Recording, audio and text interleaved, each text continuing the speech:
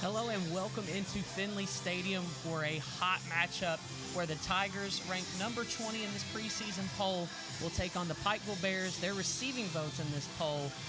We're 2-0. The Tigers are. Pikeville Bears, they're 0-1, but they lost a tough one to number 9 Georgetown on the road that took it down to about the fourth quarter. And this looks like a tough team, as they have been for the past couple years. They were a playoff team just a year ago. They were 5-5, but got in through the AAC.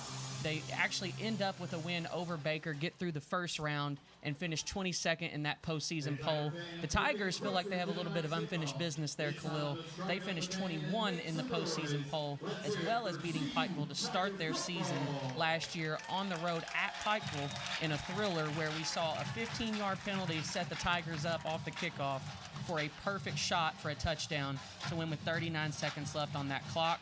Just a year before, though, Pikeville was here, and they took one with 12 seconds left in Jake Russell's home opener here in his first game as head coach with the Tigers. So a lot happening, a lot of history between these two teams, especially as of present. It's ready to be rocking here at Finley Stadium. We have a night game, first home game of the season. It's a blackout. We're ready to go. I mean, Colin, you talked about it obviously too. So you had a great point in our first game against St. Francis.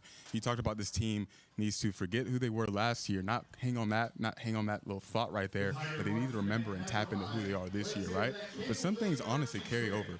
A lot of things carry over. That defense carried over from last year, especially with the intensity. But even Pikeville carrying over and them getting into the playoffs, us missing the playoffs just barely. I think that animosity, that intensity is going to show out today for sure. You talk about history. Xavier Malone, the starting quarterback for Pikeville. We saw him once before, 2022. That was right before head coach Jake Russell came in. Perry Thomas was still the head coach here at Campbellsville. And it was a shootout. It was an offensive explosion. Both teams had over 600 yards. Xavier Malone threw for over 400 yards and 6 touchdown passes. He has the ability to be a very talented quarterback. Pair him up with what will probably be an All-American running back in Amon Williams and Jordan Williams at receiver as well. All those guys are going to give the defense a run for their money. But this defense has been stout, Khalil. They have been since last year. They were a top 10 ranked defense in the NAI last year, and so far holding up to the test with just one small sample size, 2 games average, but still holding teams to 13 total yards rushing.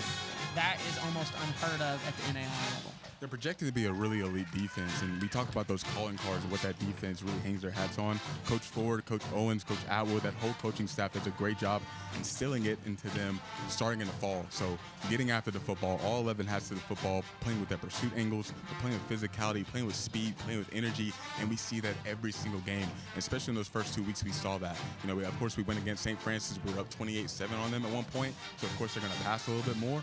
But again, we stopped their run early in the first half, and you get to Weber, but they want to run the ball. They want to get it going on the ground, ball control, and we stopped that very well too. They don't want to pass downfield, so we tapped into our strengths as well. So that defensive line does a great job getting penetration, being physical at the point of attack, but then also that linebacking core, man. That linebacking core is elite. You got a lot of guys who play downhill, play with physicality, and I didn't even talk about the depth of the whole defense as well too. You got a bunch of guys who are fighting for their lives to get on the field every single down. So if you got a bunch of guys, 22 to 30 guys on the defense fighting for their lives to get on the field, how do you think they're going to go against that offense? How do you think it's going to be? So they're going to come with intensity. They're going to try to make it difficult for them as well too, and they're trying to suffocate them at the end of the day. So that defense really does that. And even the DBs coming up and make tackles, making plays on the goal line. We saw that in St. Francis as well too. So you got a lot of guys who want to be on the field. They play with a lot of energy pre-game, post-game, during the game too. So I'm excited. I'm getting fired up just thinking about it. I wish I was a part of a defense like this, but it's going to be a really good night for me for sure. Tigers had a bit of a hectic week last week. You pair it with their bus breaking down on the way down to Florida to Weber. They have a crazy game where it starts out a little hot. Then they have a super long, probably 2-hour or so delay at halftime. You're sitting around. Coach Russell actually said they had to try to get them to actually kind of calm down a little bit in the locker room. Said, take off your pads, take a nap, do something to kind of get out of this space for a second because it's going to be a minute. They locked right back in when they came out of the locker room, played a crazy half, had a long drive back home. They didn't get back home until I think around 11:30 a.m. that next day. So it was a long go for them. But Jet Engel, quarterback here for Campbellsville, he says that they feel like they locked in this week at practice. Yeah, absolutely. And this week has been a huge week for him with execution. You know, the stat line doesn't look great. He did a lot of really good things, but made some mistakes here and there too. But I think today is when you need to see that offense get things going, put together consistent drives, you know, put the ball in the playmaker's hands. That run game is taking a lot of pressure off of him as well, with Archella Smith, Trey Bass, Josh Traylor getting in there and getting some action, and that offensive line really doing a great job paving the way. So if he can just continue just to put the ball in their hands, take pressure off himself and make good decisions and be smart with the ball, this offense will really get going and hit their stride heading into conference play in a few weeks. We're going to step away and we're going to take a break. We'll be back in the booth here for the start of Campbellsville versus Pikeville. Finley Stadium here underneath the lights on the CU Sports Network. I don't think that many kids in my son's school even do it. He makes fun of his friend who vapes. He would never try it. She's in the soft. She's on the honor roll. She's just on the No way. No way. No way. No way, my kid would never vape. Get your head out of the cloud. Today, nearly 8,000 kids will start vaping, maybe even yours. Learn about the dangers at talkaboutvaping.org.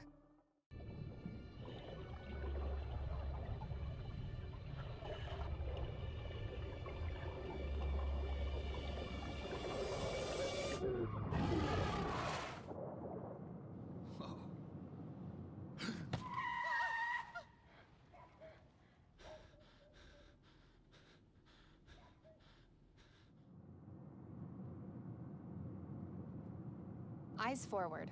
Don't drive distracted. The thing that drives me every day as a dad is him. Every day he's hungry for something. And there's this huge responsibility in making sure that he's a good person. I think the advice I would give is you don't need to know all the answers. It's okay to make mistakes. As long as it's coming from love, then it kind of starts to work itself out.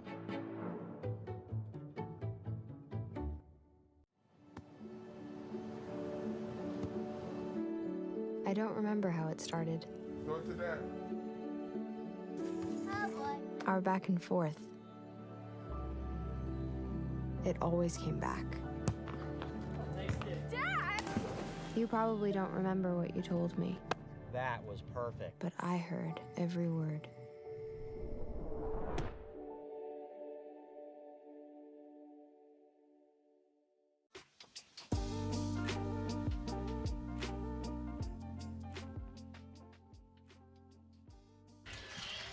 Welcome back. You see the scene here at Finley Stadium on the CU Sports Network. The number 20 ranked Campbellsville Tigers taking on the receiving votes Pikeville Bears under the lights here at Finley Stadium. Once, of course, this sun sets down in a very picturesque setting at Finley Stadium. The Tigers, you talked before we left about the break, or about the running backs. We talked about Amon Williams, how good they have it. But let me tell you what, I feel just as good about the Campbellsville backs.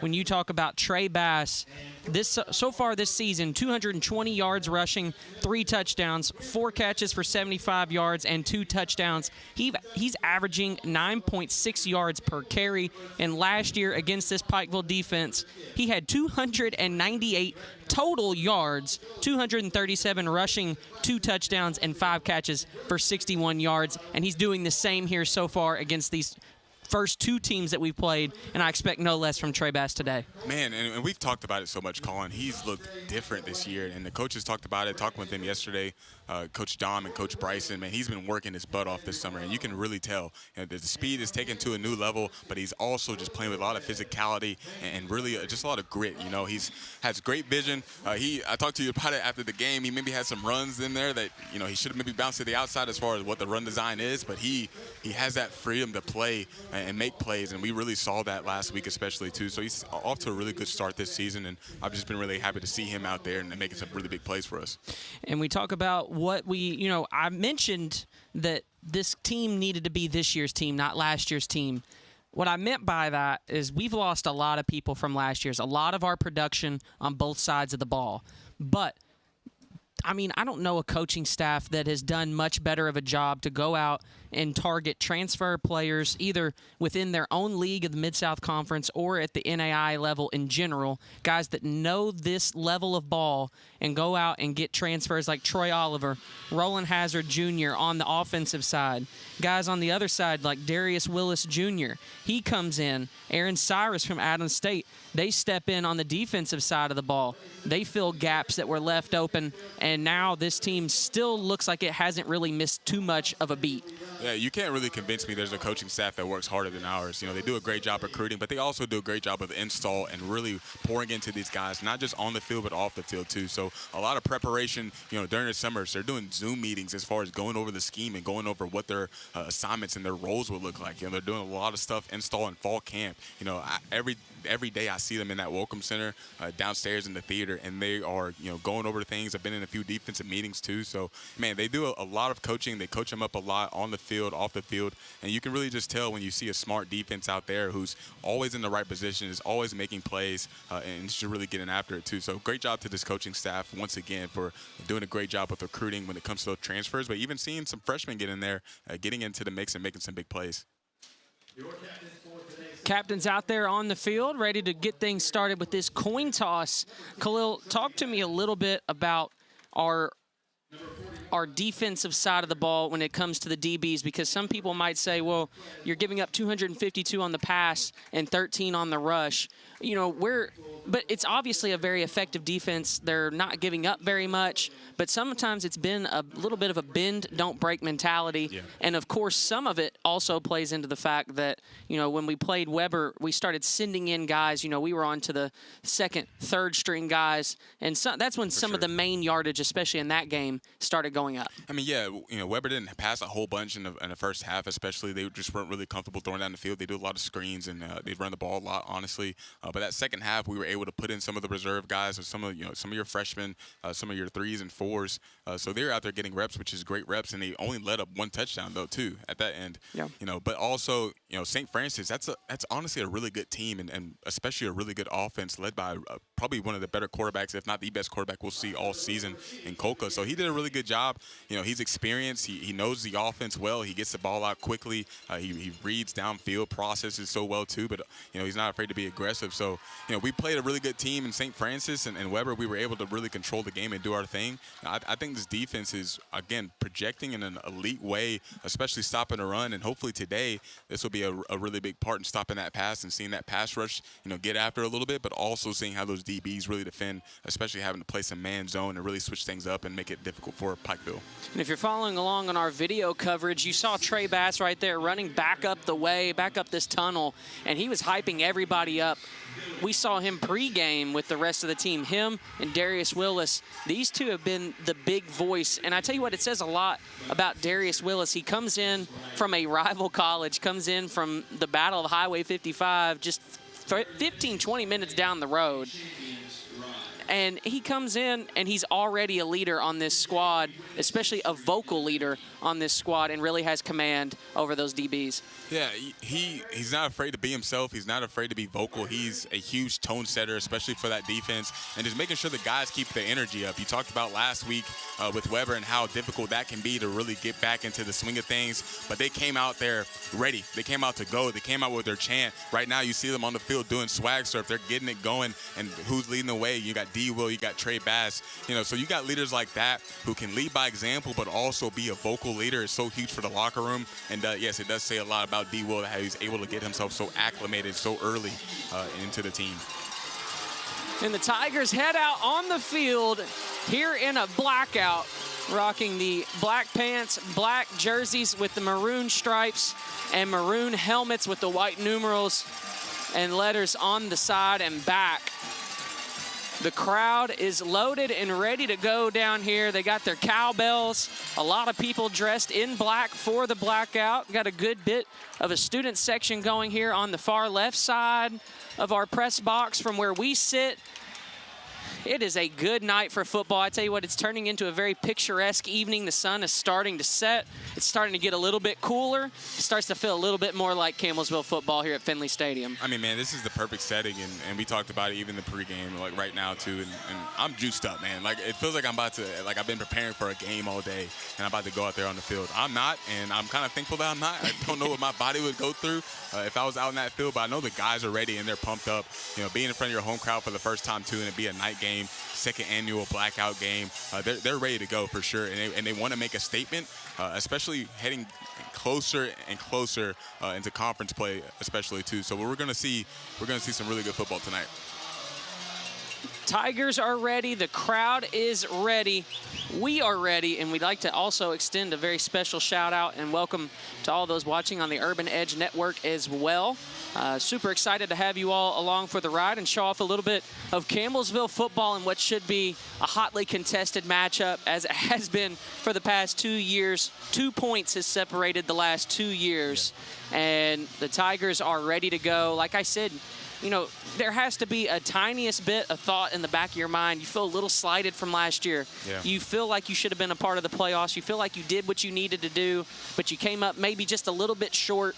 This Pikeville team gets in, obviously deserved to be there. They beat Baker. It's a very good win. They make it to the second round of the playoffs.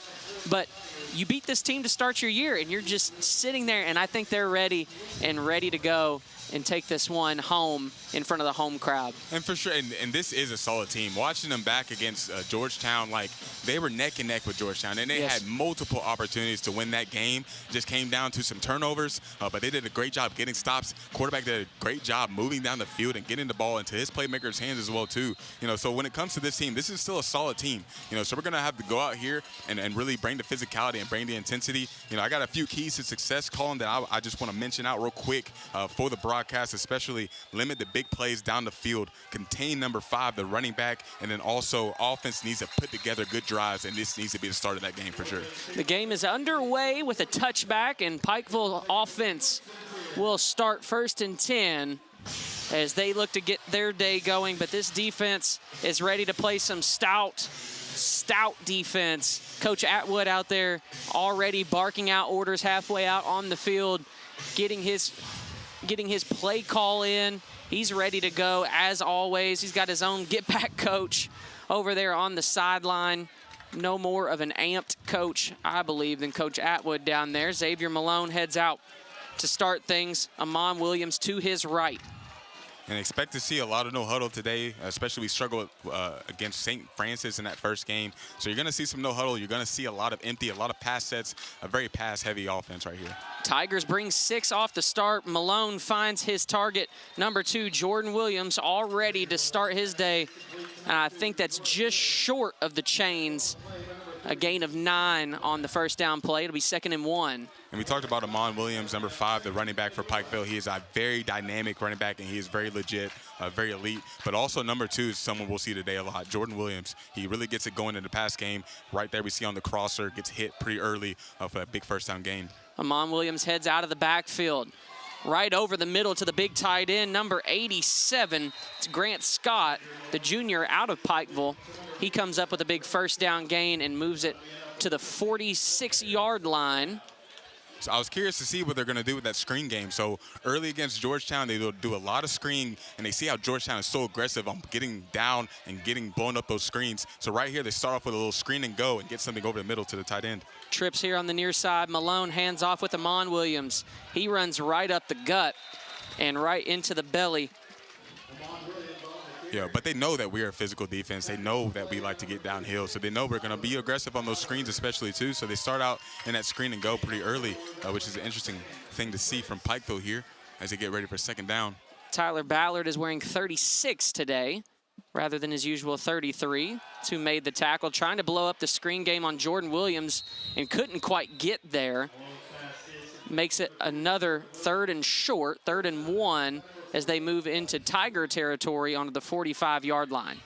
And Pikeville doesn't mind to do this all game. You know, they want to, get things going in the screen game. They want to get the ball to their guys. You know, they don't mind to dink and dunk especially too. So you got to be patient, but you also have to be fundamentally sound and to play assignment football here for the defense. Malone with a hard count, no jump. Looks to the sideline for his play call. Now steps back in, 2 receivers here on the near side.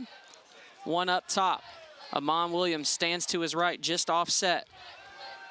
And a quick outlet to number 9. That's Brandon Newton. He had the only receiving touchdown in the game against Georgetown. He picks up the first down right outside the numbers and moves further into Tiger territory. And they're coached so well, so they're going to take what the defense gives them. And his quarterback, he's experienced. He knows how to operate the offense. Doesn't have an extremely big arm, but he's really good at ripping it, especially into those seams. But he's just very comfortable as far as being a QB and being in command of this offense.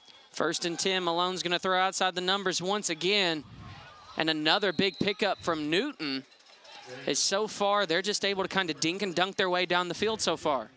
Yeah, right. So far, they're right now just screening us to death. And, again, they're going to try to make us force an adjustment here, make us be a little bit more aggressive on those screens, and maybe try to get something going downfield once again like they did on that first play there. 2nd and 3 on the 30. Trio of receivers on the far side.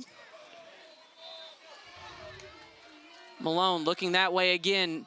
Gets it right outside the numbers once again. And he'll be down just short. 3rd and 1 once more inside the 30. And that screen game has been super effective so far. And right now, this defense, Coach Ford, defensive coordinator, getting settled in, seeing what this team wants to do, not showing everything all at once, but also going to have to make adjustments here soon, especially with what they're doing in the screen game and getting things out quickly. 2 in the backfield. Jordan Williams sent out. Now a handoff to Amon Williams, takes it right up, and Ballard delivers the big hit and takes him down, but still will be good enough for a Pikeville first down.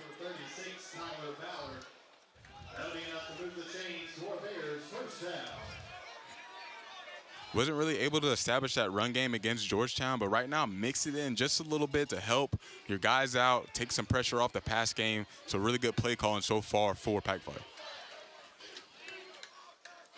They get the jump, offsides, and they blow it dead, so I guess it was offsides with contact.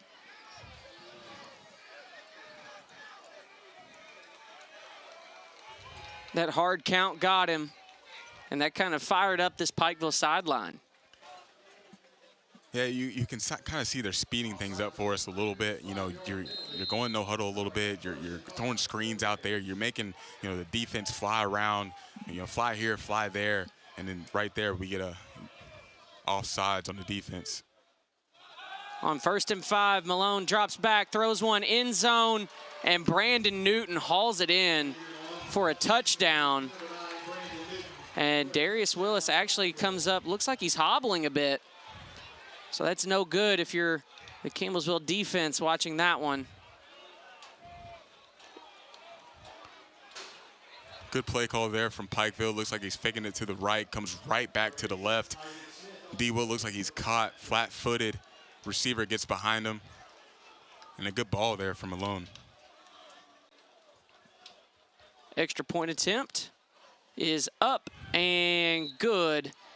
And the Bears strike first. They take a 7-0 lead here to start the home opener for the Tigers. But the Tigers get the ball back with 10:44 left here in the first quarter on the CU Sports Network. When it comes to making plans, you are the best. Remember the best planned 90 minutes of your life? Or that surprise party for your parents' golden anniversary? You get the golden planning. The same way you plan each detail for those moments, start planning to protect you and your loved ones from a natural disaster. Sign up for local weather and emergency alerts. Prepare an emergency kit and make a family communications plan. Protecting your family is the best plan you can make.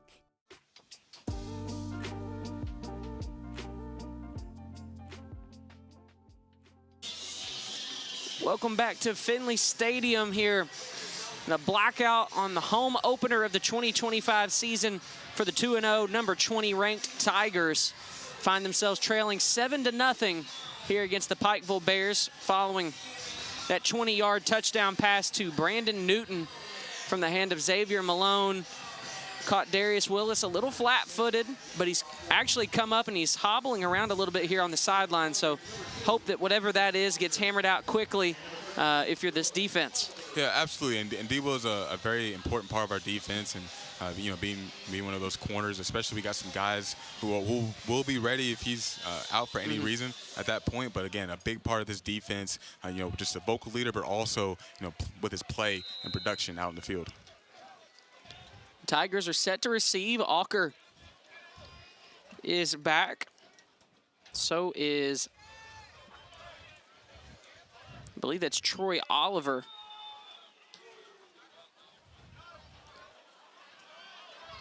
Alker takes it from inside the 10. He runs back. He's got a little bit of space, but the Pikeville defender able to shed off the block and take him down at the 26-yard line. So one of my keys to success is, to elaborate on that a little bit, the offense really putting together some consistent good drives. And we haven't always seen that, and we haven't always taken care of the ball. So that's going to be the main focus here for Jet Engel today, is taking care of that ball and really putting together some good drives and giving his offense a chance to really succeed here. Engel starts with Bass in the backfield. And they'll start with a handoff as he cuts back the other way, and he's got a lot of space. Flies forward, 10-yard gain on first down, and already a fresh set of downs and a good start on the counter run from Trey Bass. And this is what we've seen from this offense so far, especially in these past 2 games, running the ball and really setting the tone there. You see a very good offensive line group out today. You got left tackle, again, true freshman in his second start, Chris Gardner, helping out as well. Hand off with Bass. Once more, he sheds the block. Now he's got speed. He's breaking free. He's got one man to beat. Couldn't beat him, but still takes it deep into Pikeville territory, all the way to the Pikeville 25. And explosive runs have been nothing so far this season. It is not shocking to see an insanely long run from Trey Bass as he comes off the field in a certain hype. And you can see him getting settled into the game still. Wasn't able to beat that last defender there, but sheds off the defender pretty easily and comes up with a really big run on that second down there. First down, second play of the game. He's such a mix of power and speed and also has a lot of agility. Now Jet Engel throws to Tiemann, and Tiemann is wiped out by Savage.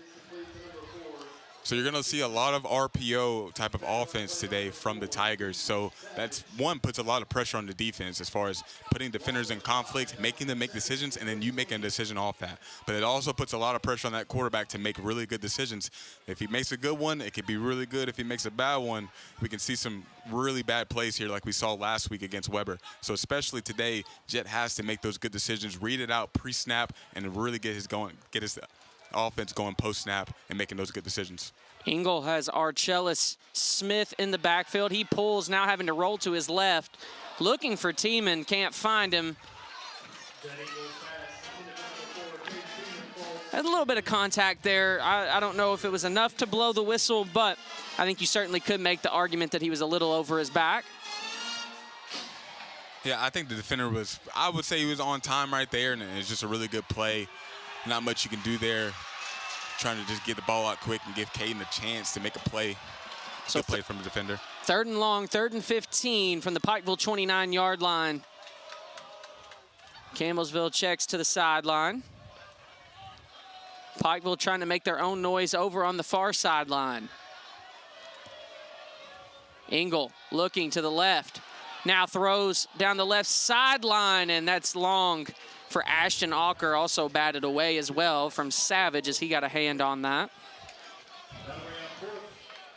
So 4th and 15 and field goal time actually for Colin Freitas. So far, he is 2 for 2 in field goals this year, a long of only 24, and he's 9 for 9 on his extra points. This one shaping up to be a 46-yard field goal from number 36. Or 38, excuse me. Freitas' kick. It's got the leg. Does it have the angle? It does. Sticks it through. 46-yard field goal for Colin Freitas. Knocks it through. Gets some points on the board for the Tigers. 7-3, 8:30 left here in the first quarter on the CU Sports Network. I never graduated from high school. I realized I wanted to go back to school because I didn't want to work these back-breaking jobs the rest of my life. With the help of my father and having my son, that was all the motivation that I needed to come back to school. I felt accomplished, made me feel that I could take on whatever challenges life throws at you. Find free adult education classes near you at finishyourdiploma.org.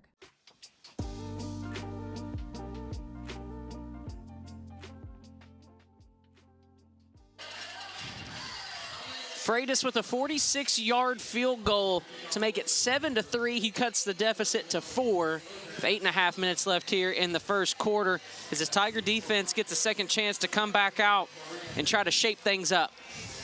Yeah, and this is another time to make adjustments, and this happens all game. You know, you go back and forth, and this is a really good play call over here in Pikeville, and we have another good play caller here, Coach Jody Ford, for the defense especially too. So really seeing what they come out with and making adjustments from there. One thing I really love about what Georgetown did against Pikeville on the defensive side is blowing up those screens. They're really aggressive there and making sure that they took away the screen game, whether it was number 5 and number 2 getting into the game, but then also they were not great with their communication on the back end when it came to those screen and goes and those fake screens and those bubble slants as well, especially. So you got to make sure you're communicating with each other on these type of routes and these concepts, but you got to be aggressive and fly to the ball. Another touchback, so Pikeville's offense takes over. 1st and 10 on the 25-yard line. As Darius Willis is back out on the field, so good news for the Tiger defense. Malone stands Thamon Williams in the backfield.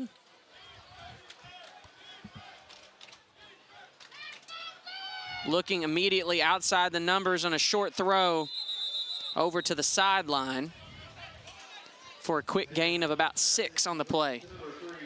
And again, we see this offense just take what the defense gives them. You know, so CJ Cutliff here, bottom of your screen, giving up all that cushion, takes an easy out route for a nice 2nd and medium. Trio of receivers here on the near sideline. Another quick screen play. Already out and running, number 3, DeJuan McDougie. He moves it forward. It looks like it'll be just short, of the first down marker. So 3rd and 1 once again. And we see here CU making an adjustment here, bringing Zamari Bell out to help out with the screen and to try to blow it up, get some penetration, stopping it for a minimal gain. Malone hands off with Amon Williams.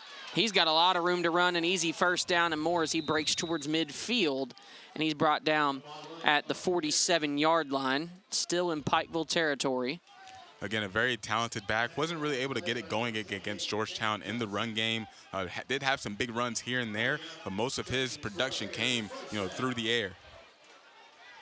He had 16 catches for 96 yards in that game against Georgetown. Campbellsville brings 5. Free run at the quarterback and a big sack. Number 41, Chase Maynard, the transfer, gets in on a little action early and puts Pikeville back quite a ways for a 2nd and long. And that's what it's going to take. And that's a great job at the bottom of your screen between Tank Johnson and CJ Cutliff, being able to communicate with each other. So if one goes outside, you take him. If one goes inside, you take him. Takes away the QB's reads right there, makes him hold on to the ball a little bit longer. And Chase Maynard does a great job getting into the backfield for a very big sack for the Tigers. A loss of 10, 2nd and 20. Malone hits it quickly to McDougie and brought down by Gerard Johnson. Still 3rd and long, still behind the original set of chains. I see a very upset Cutliff as he goes to the sideline for a bit to cool off. You see Aaron Cyrus comes onto the field for this long 3rd down for Pikeville. 3rd and 12 from their own 44-yard line. This would be a big opportunity for this Tiger defense. Hard count, nobody jumps. And you got to let everything play out in front of you, but you got to watch those sticks and get them off for 3rd down.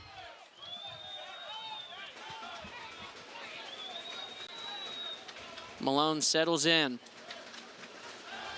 Dropping back, looking over the middle. Now launches it over the middle and has his man Jordan Williams. He's met with a big collision. The ball comes out thanks to big number 3, DQ Brown. Rolling over there and delivering the big pop that knocked the ball free, and what was a first down for Jordan Williams in this Pikeville offense turns into a fresh set of downs for this Campbellsville offense. What a play from DQ Brown. Does it once again. Last week came up with a really big interception. This time comes up with a really big forced fumble on what looked like a very big completion for Pikeville. So right there, DQ comes up once again for the defense. You see him on the sideline, hyped up, ready to go. So hopefully this gives the offense some more momentum so we can really get something going. Was a good first drive, ended with a field goal. Let's see if we can get some more going here with the touchdown, hopefully.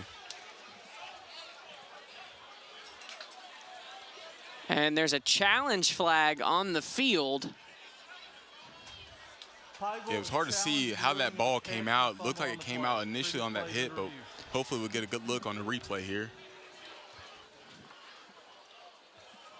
So here we take a look. If you're following along on video coverage, the hit is delivered by DQ Brown. That ball's out before he hits the ground, I think. However, I think the question might be, is it a catch? Right. Did he have enough time to call that a complete catch, or is this just an incomplete catch, and now we're looking at 4th and 12 instead? Yeah, might need another replay here, but it looks like he came down, you know, with the ball, had control of it. I think D-Will had a little bit of his hands in there. And then obviously we see DQ delivering the hit and drawing the ball loose. Along with D-Will. And, of course, at this level, you see the officials over at the instant replay tent. They're taking a look on that iPad. They get 2 camera angles to look at this.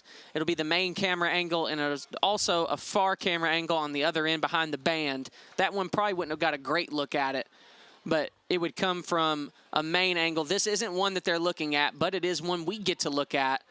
I don't know. Do you call it as he's coming down and turning to make? Is that a football move? Man, he's making he comes down, makes 2 steps there, and then he's lowering his shoulder to brace for that hit.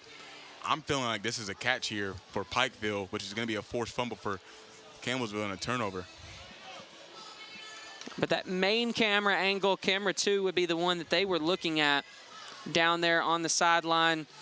And I'm with you, Khalil. I feel like the ball was behind him. He makes the catch, is already turning around, bracing for impact. He's got both of his feet down. Of course, that's just a homer's perspective, I suppose. Yeah, don't call us biased in the comments, please. Please, I can't take it. No, they I think it's actually a really good look at it, though. Probably a pretty good use of their challenge here. At least force the referees to make a call and get a shot to punt this away and maybe pin the Tigers back into further territory. Here's the look that they'll be looking at if you're following along with video coverage. He's got a couple steps under his feet. Braces for the hit right there, lowers his shoulder. Yeah. Looks like he has complete control. I'm not biased. So they're taking a good look at this one.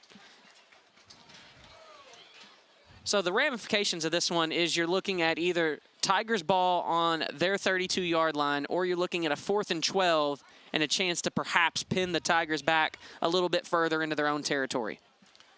It's a good situation, I guess, in the sense of things here, but man, that turnover, and of course, this replay kind of stops that momentum a little bit, but man, a turnover is so huge for the defense, one, but also just gives that offense the ball back here. It's huge, especially after a drive where they kind of got dinked and dunked all the way to a touchdown, and now you get a little bit of that momentum back, and we get the call here on the field. After review, the ruling of a catch and a fumble is upheld. Pikeville will be charged. So the ruling is upheld for the catch and the fumble. DQ Brown with a big forced fumble to get the ball back for the boys in black. Yeah, and I'm thinking about, man, do you really want to challenge that in this instance too? Because it's 4th down, and that's, or it's going to be 4th down in that sense of things. You get an opportunity to maybe pin them back a little bit, so maybe that can make a play out of it. You never know what happens, so I guess I get the call there to challenge it. Coach Phipps on the sideline trying to get his explanation. He still looks upset about the call. I mean, I don't know if he had a replay shot of it. I don't know if anyone's in his ear saying, hey, man, you should challenge this. But it looked clear to me as far as a catch and establishing control of it, getting both feet down, bracing for a hit right there, lowering your shoulder. But we see once again, second straight game, Pikeville turns the ball over once again, and another fumble. And let's see if CU can capitalize off that. Able to get a lot of turnovers. They got several against St. Francis as well, and that was their chance to really kind of step on their throat, but they could never capitalize on those turnovers. They did a little bit of a better job against Weber, kind of capitalizing on some of them, not able to capitalize on all of them. I'd like to see them really turn that leaf here and put some points on the board following a turnover. And yeah, and obviously that's huge. You want your offense to put points up, but if you haven't, gotten to see CU play a whole bunch, it's really been a lot of the run game. We've seen some flashes in the pass game coming from Jet and getting the ball to his receivers, but it's really been this run game. So you want to see Jet get a little bit more comfortable in the offense. Again, coming from KCU and, being a part of that structure here, it's a whole different part of offense when it comes to CU.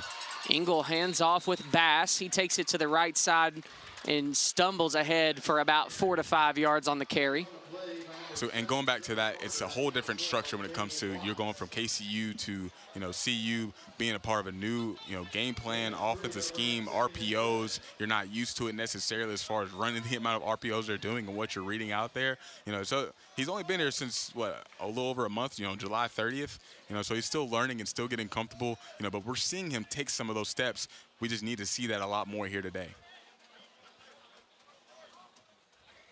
4-yard gain, 2nd and 6. Engel hands off on the counter with Bass, just waiting behind his blockers. He has so much patience as a runner, just shifting and waiting for that hole to finally open up.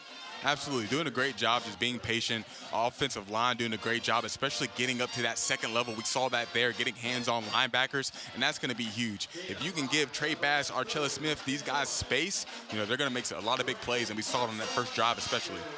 Thought it was going to be 3rd and very short, but instead they moved the chains for a first down. 1st and 10 on their own 42-yard line. Alker comes across in motion. They hand off with Bass, and he's got nowhere to go. Turns his back and backpedals up for a yard on the play. Tackle on the play by number 57, Landon Rowe. Gain of 1, that'll bring up 2nd and 9. Smith checks in.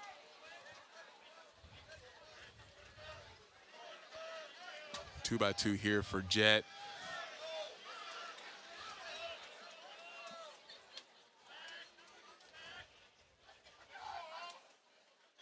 Engel now checks to the sideline. 3:30 and counting down left here in the first quarter. 7-3 ball game. The Tigers trailing by 4 here early. Engel looking to the outside, has Alker. He's got a little bit of room, cutting back and forth and able to pick up a first down and get over into the Pikeville territory to the 48-yard line. And that's one of those really easy completions to get him a little bit more settled into the game and get him into a good rhythm. A good play call there from Coach Russell, dialing that up, getting the rub, and then also getting the receiver out open in the flats for an easy completion for Jet. Trio of receivers here on the near side. Alker, the solo man up top.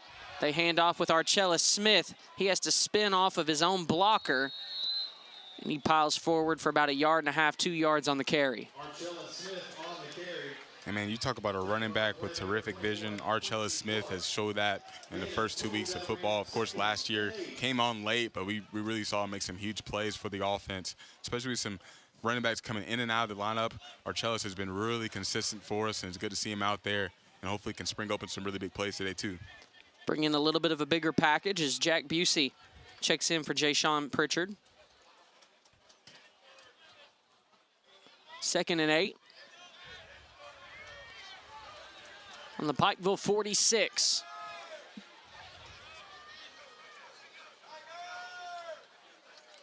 Engel takes the snap, hands off with Smith. Stutters, waits, and finally the pile comes to a halt. He'll bring up 3rd and short. And we're seeing some one high safety here for Pikeville, playing some man as well too. Let's see if the Tigers look to attack that on this drive, hopefully capitalizing on this 3rd down conversion here. So 3rd and 3, less than 2 minutes left here in the first quarter. 3 signal callers over here on the Tigers sideline, sending it in to Engel. Smith stands to his left. Walker across in motion. He keeps it, excuse me, and throws. And Busey takes a big hit over the middle, and the crowd's not gonna like that one, and I understand why. But Busey doesn't seem to take too much care to it. But he took a big hit over the middle, and it looked like Troy Oliver was perhaps calling for it over the middle there as he was breaking. Yeah, Troy Oliver sprung open right over the middle there. Jet was locked on to Jack Busey. Couldn't tell if that was zone or man or not, which we've been seeing a lot of man here for Pikeville. Tigers get back on at 4th and 3. Engel rolling to his left, looking downfield. Lobs it way too long for Ashton Walker. And it'll be a turnover on downs, and Pikeville takes over on their own 41-yard line. Yeah, it looked like Walker there had the step and had a chance to get some separation, but got moved off his route a little bit there. Good job from the defender. Jets not able to connect with him. Looked a little off on their throw, their connection as far as his landmarks and where you expect him to be.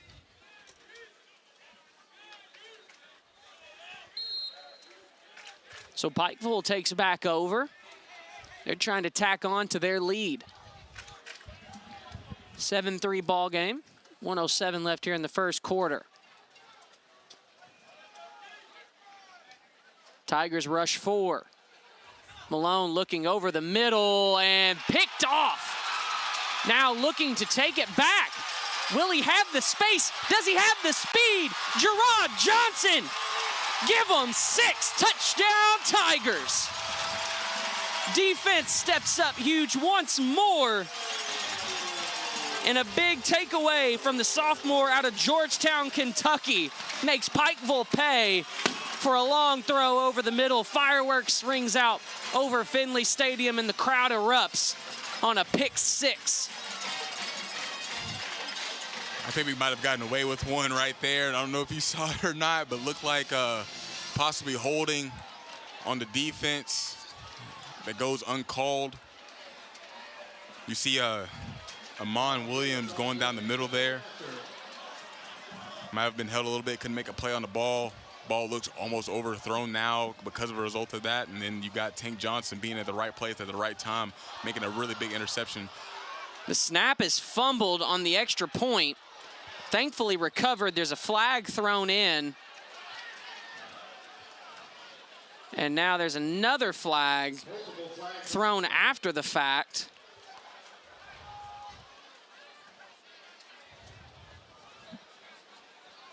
On what was a botched snap and hold from Campbellsville's extra point squad. They come over and get the decision from Coach Phipps. Waiting to see the call here from the head official.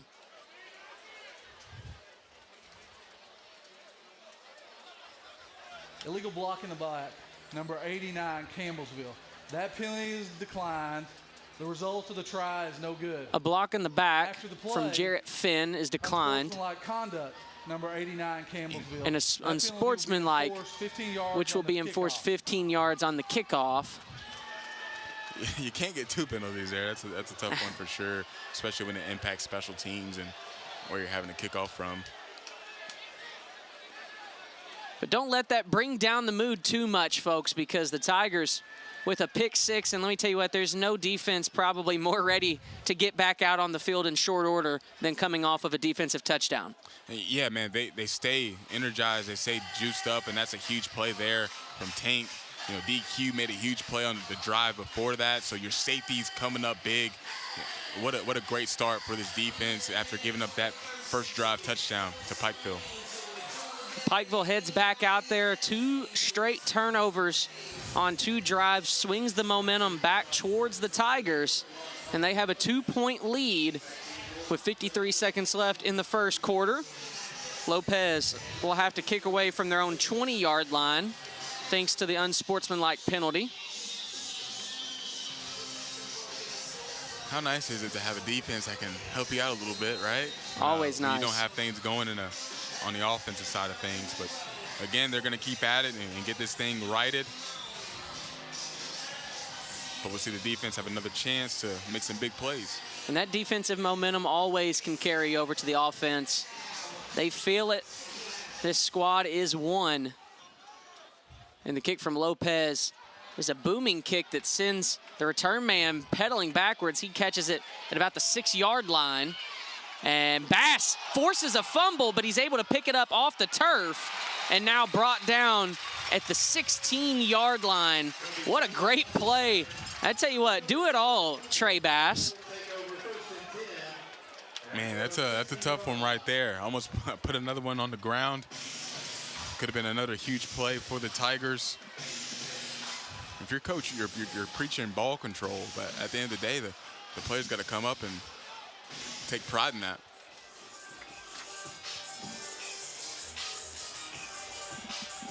So the 15-yard penalty really doesn't hurt the Tigers all too much that time as they start from the Pikeville 16. Malone, he fumbles the snap, but he's able to pick it up and sling it out to the numbers, and they're going to call it an incomplete catch. Let me tell you what, if that would have been a fumble again, I think this place might have erupted. Oh, man, they're all just taking turns, fumbling the ball over and coughing it up. I think that's the right call on that incomplete pass there. It looked like initially. I mean, you got to settle down a little bit if you're Pikeville right now. I mean, I don't know if they dipped that ball in some oil on the Pikeville sideline, but it's slipping out of everybody's hands. So 2nd and 10, a loss of nothing on that play. Malone once again fires to his own sideline. And a gain of about 5 on the play. Bring up 3rd and medium, excuse me. And so far, you see the Tigers, they're okay with giving up a little bit of that cushion. They're okay with giving up a couple of those yards and hunkering down once we get in the medium to short range here for Pikeville.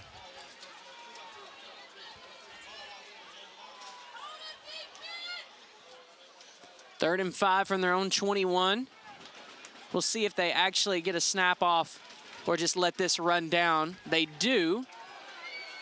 Throws over the middle, and that ball is off the hands of Jordan Williams. Perhaps a little bit of an uncharacteristic drop for Jordan Williams, who probably would have had it in stride for a first down, but instead, an incomplete pass brings up 4th and medium deep in their own territory, so they'll have to punt this one away. Yeah, maybe not the best ball there from the QB as far as trying to get him out going on the run there. Maybe a little high and not expecting that for Jordan, but you got to come up with that catch, especially on 3rd and medium. Big end-over-end punt fielded by Tiemann. Tiemann brought down right as the buzzer sounds to end the first quarter. And the Tigers will have favorable field position to start their drive at the 47-yard line. And we'll step away at the end of the first quarter here. 9-7 your score, Tigers up on the CU Sports Network. How you doing? Hey, Mason. Mason.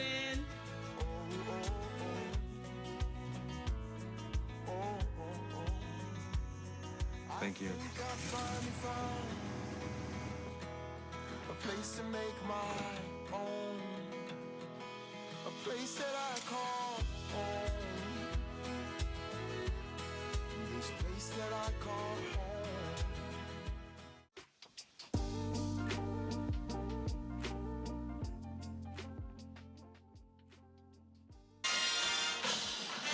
9-7 your score here at Finley Stadium. The sun is starting to set behind the beautiful press box and field house here in Campbellsville. You see the rally towels out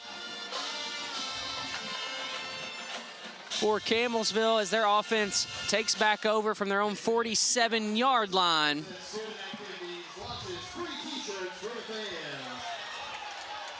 Looks like they've got a special guest today joining them.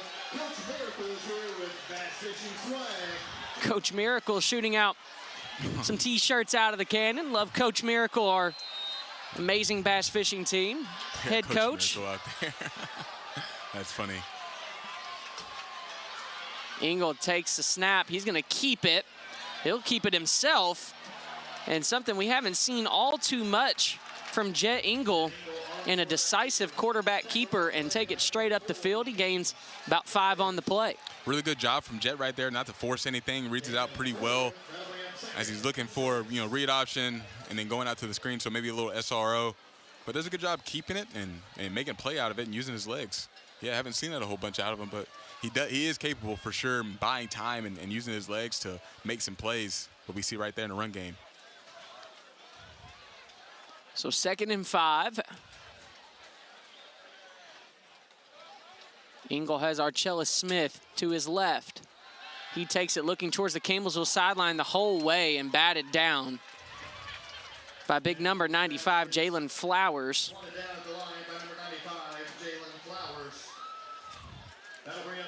I like to see them coming out there with the pass, though, trying to get Roland Hazard involved into the game. Had a really good game for us last week. Didn't see much of Troy Oliver, but had a huge first game against St. Francis. So hopefully we can get a lot of these guys into the mix of things. We got a lot of guys who can make some plays. So 3rd and 6. Engel, empty backfield, fires over the middle, and a drop ball. Number 22, Karan Taylor, was the intended target. Makes it 4th and 5, and the punt team heads out there as Lopez checks in. Taylor, one of those transfers, late transfers that we got.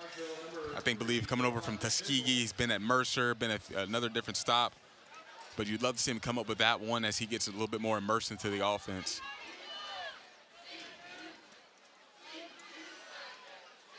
Lopez has one of the best boots in the nation as a punter. He's averaging 43 yards. This one a high booming punt.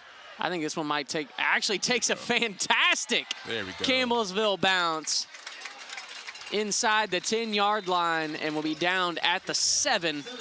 What didn't look like much of anything. I tell you what, I thought that was going to bounce right back towards midfield. How dare I doubt Lopez? How dare you doubt Lopez, No, right? I know. I had to apologize to him next time I see him. Yeah, we know better. Will never happen again. So a great punt sets Pikeville up for a pretty long field. And yeah, they saw a few of those against Georgetown especially too, and they weren't afraid to drive down the field and make some really big plays, hitting the seams. Malone fires over and immediately wrapped up by C.J. Cutliff as he broke over on Jordan Williams. Medium gain, 2nd and 5.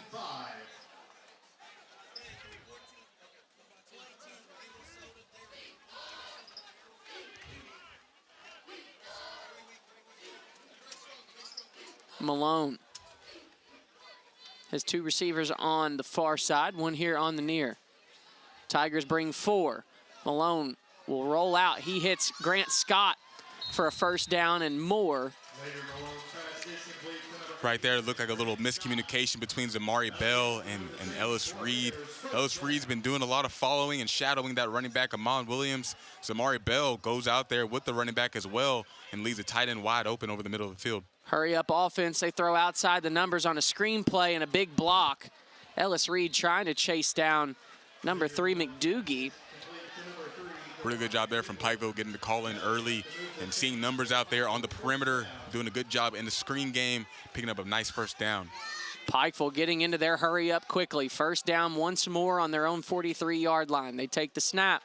Another quick throw outside the numbers. And they're going to keep doing that as long as they see one defender out there. You got a corner on an island all alone, 2-on-1, not a favorable situation. You got to get some numbers out there. They gain about 7 on that play. 2nd and 3. They're now on the 50. Malone barking for the ball to get spotted. Stacked receivers on both sides. Malone hands off with Williams. He tries to power it up the gut, but brought down a yard shy, 3rd and 1. So right there, Pikeville doing a good job of forcing CU to bring a little bit more people outside the box. That's when that front is going to have to stand their ground and come up big in the run game like we've seen in the past 2 games. Jake Smith able to wrap him up on that one, keep him 1 yard shy. Bears back on the ball. 3rd and 1, they hand off with Williams. He's able to break it for just enough. And that's good to move the chains for a fresh set of downs. They've had a lot of 3rd and short situations. And yeah, they do a great job of taking what the defense gives them on early downs and just kind of living on those 2nd and shorts, 3rd and shorts, 3rd and mediums.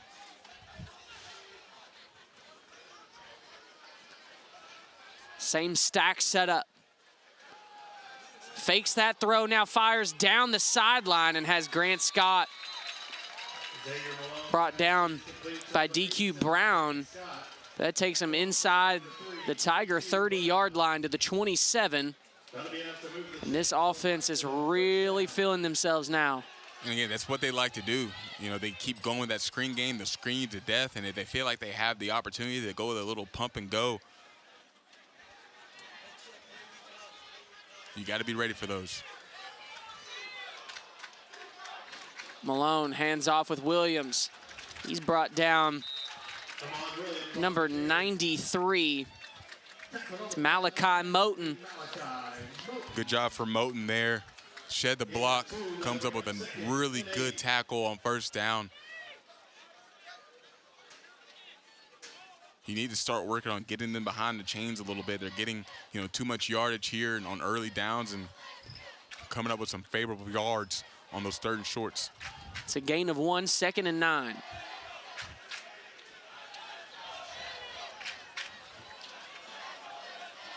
Tiger faithful trying to get behind their defense. They pump it one way, couldn't get to the quarterback, underthrown. And it ends up getting batted away. DQ Brown, better broken up, I suppose, than accidentally caught. But CJ Cutliff was upset. Thought he had his chance at interception. Had great leverage, great position. Honestly, perfect position. But DQ just makes the play as he sees it and helps out where he can. And it's one of those tough ones where, you know, hopefully you want to see CJ come up with that one. But good play nonetheless from DQ Brown. I understand the frustration for sure. So that brings up 3rd and 9.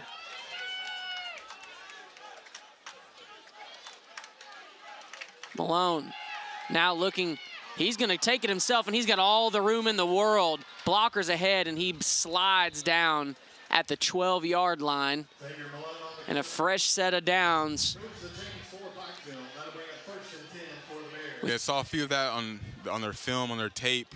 They'd get in these long down situations, and Malone, again, he's a smart QB. He reads it out. He makes really good decisions. You throw 60 times in the game and you only throw 1 interception, you're doing a pretty good job as far as making decisions. So right there, does a good job not forcing anything and picking up the yards as he sees right in front of him. Sling it, and a massive block on Gerard Johnson. And Jordan Williams couldn't cut the corner and dive in, but Gerard Johnson lost his helmet. That went flying. What a block levied. That's a tough hit right there. Gerard Johnson. Man, that's a tough hit. Tank Johnson doing a really good job reading it out as far as seeing that screen, but takes a tough one from the receiver. Good block. That's set up for a big Jordan Williams completion. Now they hand off with Amon Williams. And the pile pushes to the 2. I believe that's enough. You got 3rd and inches here? Oh, it might be 3rd and inches. It looked like enough on that far side, but I think it might be just short.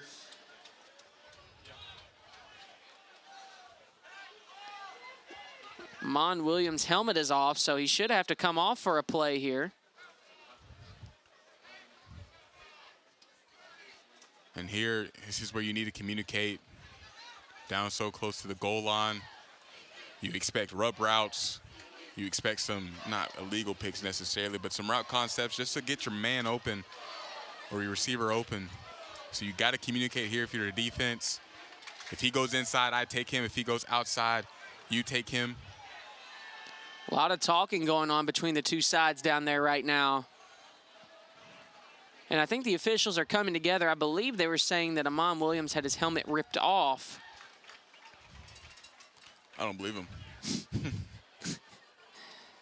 Of course he'd say that. I'm joking, guys. So we'll see here from the head official what the word is. Please reset the game clock to 8:45. 8:45. It will start on my signal. Number 5 for Pikeville must sit out of play due to his helmet coming off. So they don't determine that it was ripped off, so he will have to go to the sideline for a play. And it will be 3rd and inches. So there is a chance for the Tigers to get a 4th down stop here, or a 4th down. Yeah, and I'm seeing it as 4-down territory for Pikeville, especially too. Offense for CU hasn't gotten it going, so at worst, you know, you give them the ball back. At the on their own 2-yard line, it's a tough situation for them. They're going to be conservative with their play call, probably, so 4-down territory. Amon Williams is out there fighting with the referee that he should be out there on the field, and now all of a sudden this coaching staff seems to have a question. And the head referee had already said over the loudspeaker that he had to sit out due to his helmet coming off. He indeed did say that. A bunch of noise being made over here in the student section.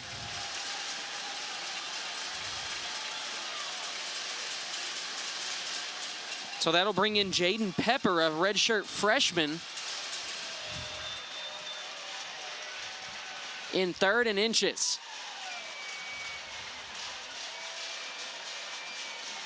Trips here on the near side for Malone. Newton, McDougie, Williams, all lined up. Malone sends Pepper out of the backfield. He's going to keep it himself, and he's hit big time. And it looks like he's hit where they stood. 4th down for the Tigers. Oh, that's a big one right there. And exactly what we needed.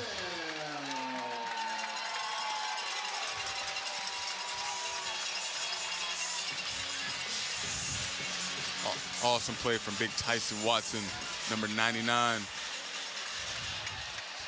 Exactly what he was brought here for. So they actually go for the field goal here. Pikeville aiming to take back the lead. I respect it. They're going to try to take points here. The field goal attempt is up and good.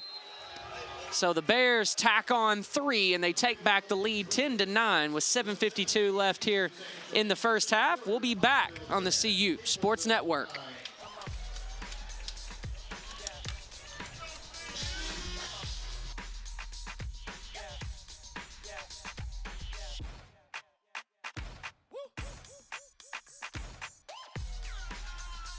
You're not going to get it all right. Just make sure you nail the big stuff.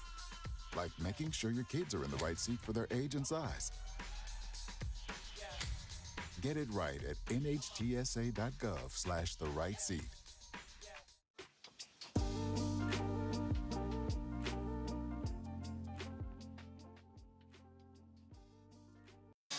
Pikeville tacks on 3 at the end of their drive after a goal line stand from the Tigers. There's a flag down here on the 20-yard line. Sideline warning, Campbellsville. That's our first of the game. A sideline warning has been issued to Campbellsville, so that's all that is. But 10-9, the Bears lead. With 7:52 left here in the first half, and glaring stat of the night so far in terms of passing yards in favor of Pikeville, 237-4. And the first half isn't even over yet. That doesn't even sound real. It Colin. doesn't. That does not sound real. 237 passing yards. Holding them to 10 points is nice. Yeah. That's a, man, first half that's a lot. How impressive is it Honestly, though, it's kind of right on target for Malone's numbers throughout the season. Probably still a little high on passing yards in the first half. But for him, he's been with about over 400 yards in a lot of games. Alker takes it, and he just kind of runs out of space. Good kick coverage from Pikeville. Brings the Tigers down at the 10-yard line. And they'll have to start their drive with long field position.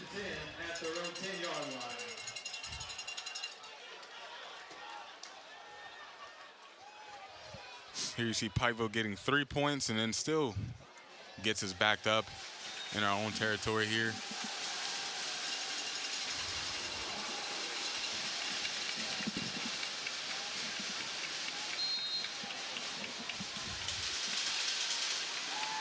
Engel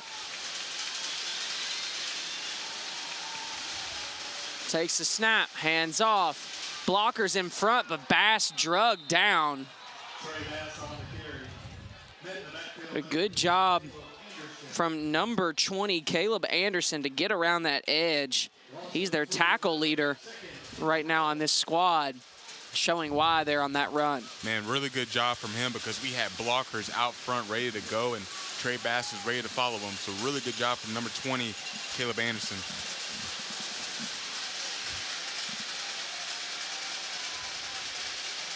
Engel looks to the sideline. 3 receivers on the near side.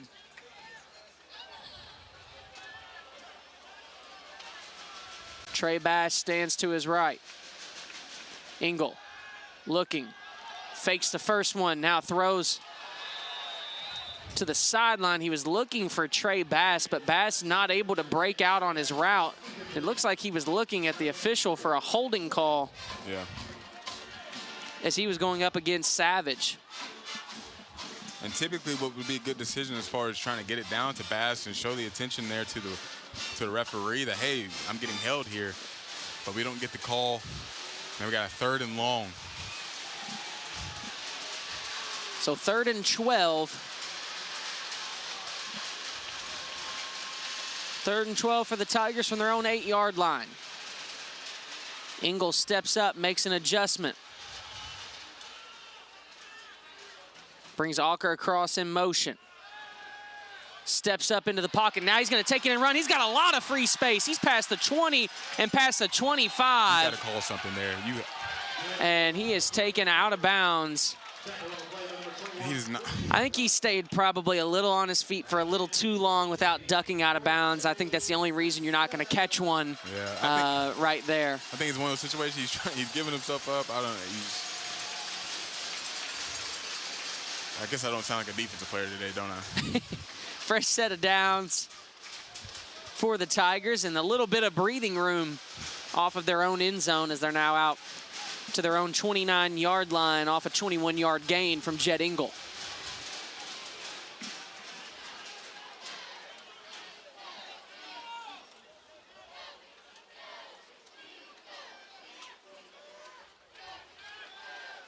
Engel looks, throws across the middle, has Busey. Busey makes a cut and then is drugged down, takes about 3 Pikeville defenders to bring him down. And he's brought down with plenty of room past a 1st down. First things first, great job from Jet on that last 3rd down to really use his legs and make a good decision. But right there on the 1st down play, stays patient in the pocket, lets the play develop. Really good play call there in motion from Coach Russell. Springs open Jack Busey for a really good 1st down. Still on their own 47-yard line. Engel hits Busey in motion off the line, and he's brought down for a gain of 1. Number 88, Jack Busey. Tackled on the play by number 17. As he was chopped down by Brett Coleman. Gain of 1, 2nd and 9. I like that he's continued to put it in Jet's hands a little bit and, you know, give him a bit of the offense. He's looking a little bit more comfortable here, settled in. Let's see if he can continue to get some things going here in the pass game.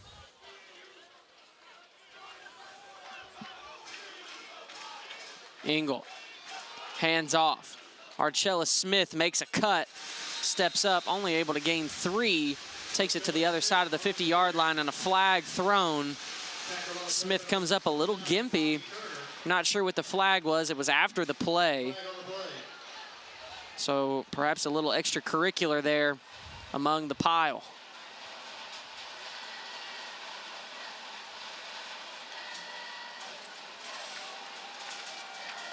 Pikeville seems to think it's headed their direction. Yeah, they're talking it out here for sure.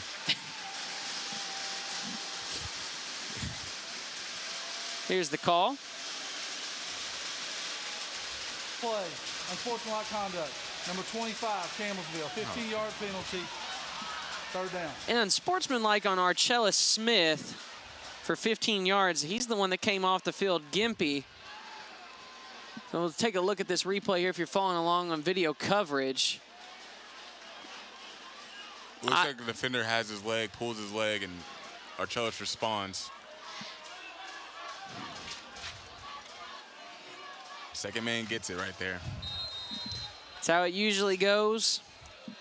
3rd and 21. Tigers are well backed up now. Okay, you got to respond better in those moments, of course, too. The refs are calling it. And, we've had a few unsportsmanlikes and penalties being thrown, so you just got to be smart in those situations. Now it's a 3rd and forever, and what looked like a really good drive for the Tigers so far.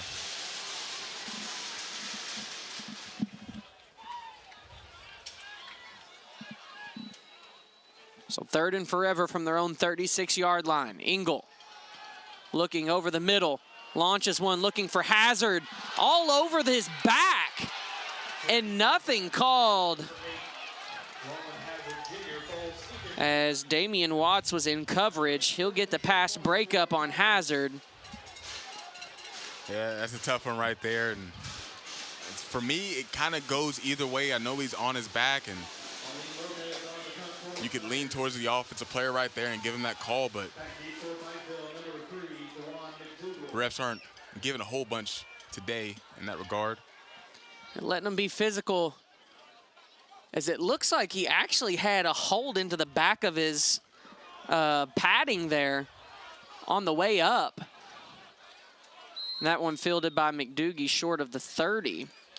But it actually looked on that replay as if he had his hand in the back of his padding as he was already turning around to make that catch. But neither here nor there. Can't complain about it now. Defense heads out. They got to get a stop as they find themselves trailing by 1 here. 3:50 left in the first half. A lot of bend, don't break on that last possession. Colin, I'm not going to lie to you. I don't like don't bend, don't break or bend, don't break here. Yeah, I want to see this defense, really cement themselves and come up with a big stop here.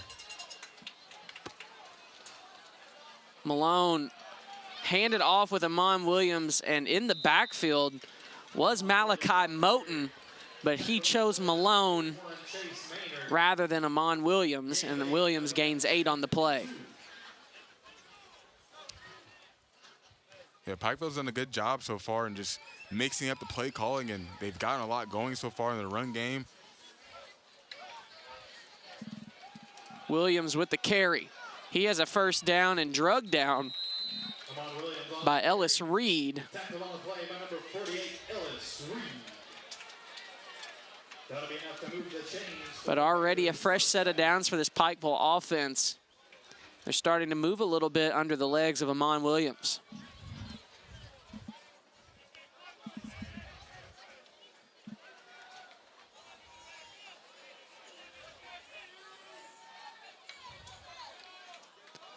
A handoff, and now caught up in the backfield and brought down Moten that time. Wasn't missing. Drops him for a good loss of about 3 on the play. It'll bring up 2nd and 13. And what we saw from Georgetown on that film against Pikeville's offense, that defensive line caused a lot of havoc for that Pikeville offense, not just in the pass game, but really getting penetration in the run game and really making the interior offensive lineman work. So right now, this defensive line needs to take that personally. Georgetown did this. We're going to do much better than them. They have to take this matchup personally. Williams drops back. There's a flag here on the near side, and that's caught on the Pikeville sideline, just shy of getting back to the original line of scrimmage.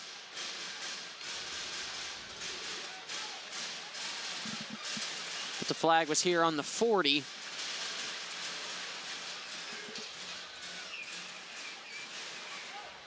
Prior to the snap, false start. Number 2, White. 5-yard penalty. We'll repeat second down. They got a false start. I think they called it on the wrong person, as number 9, Brandon Newton, is holding his hand up saying, no, it's on me. We'll take it nonetheless. Yeah. Either way. Brings up second and even longer, second and 18 on the 34-yard line. And I believe they'll just let this run down to the 2-minute timeout. And they do. So the Bears have a 10-9 lead over the Tigers at the 2-minute timeout. We'll be back here on the CU Sports Network. When I was 10, my mom got deported. We had a difficult time, and I feel that's why I didn't get to finish school. My husband is really supportive in a way that he pushed me to go back to school. 2 minutes. She wants to have a career so her kids can look up to her. They both keep me motivated to go to school, and they see that if I do it, like, they can do it too, you know? I feel that everything's possible. Find free adult education classes near you at finishyourdiploma.org.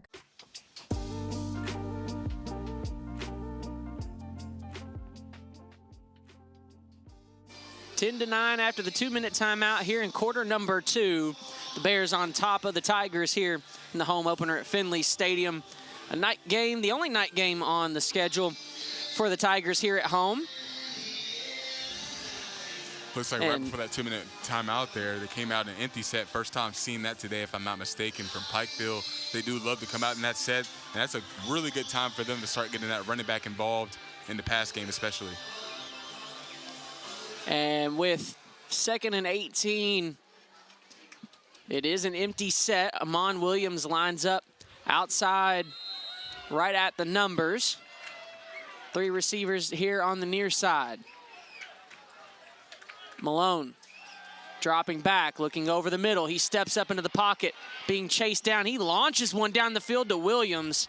And what a throw on the run from Xavier Malone. It was far on Jordan Williams, thankfully for the Tigers, but my goodness, what an arm right there. Yeah, I did not expect him to make that throw. I guess he heard me talking about his arm and not being that strong. That was a really good throw from him, and I thought he was connecting there with Jordan Williams, but just missed him with the overthrow. And even though that one didn't connect, I tell you what, it sends a message to the defense that, hey, I'm not afraid to sling this down the field. Absolutely. He's a quarterback that's going to rip it, you know. He'll throw it anywhere, loves the seams, loves getting it down to his running back, but he will throw it down the field if you give him an opportunity to. And his receivers have done a really good job as far as the last game, coming up with some really big passes or catches down the field. 3rd and 18, the Tigers rush 3. Malone fleeing the pocket, throws over the middle, has his man, and that's good for a first down. Right there, it just kind of felt like, even though the Tiger defense was playing back in a little bit of almost, you know, kind of preventing them, it almost like they kind of got back behind the sticks and lost where they were. And especially when the play breaks down and he's able to scramble out, that's really when, you know, you can get things going as far as a scramble drill. They hand off with Amon Williams. A gain for about 2 on the play as they get to the Tiger 40-yard line. I mean, you can only cover for so long, and, you know, pass rush has to get there. Ellis was in a really conflicting position, having to cover the running back, because that quarterback will throw it back to him if you give him an opportunity to as well. So Pikeville has 2 timeouts left. The Tigers have 3, 1 minute, 10 seconds, and counting down on this clock.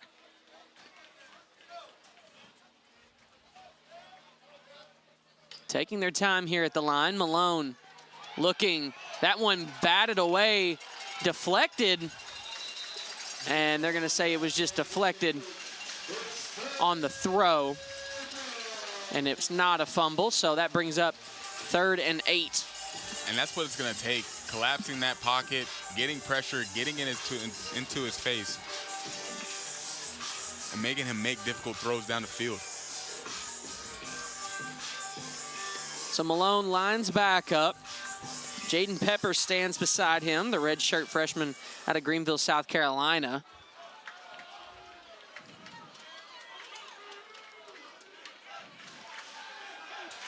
Malone trying to hit the slant route. They do, and that's Newton streaking across the field. Cutliff and Chase hops on his back to bring him down at the Tiger 20, and a fresh set with 49.5 seconds left and counting down.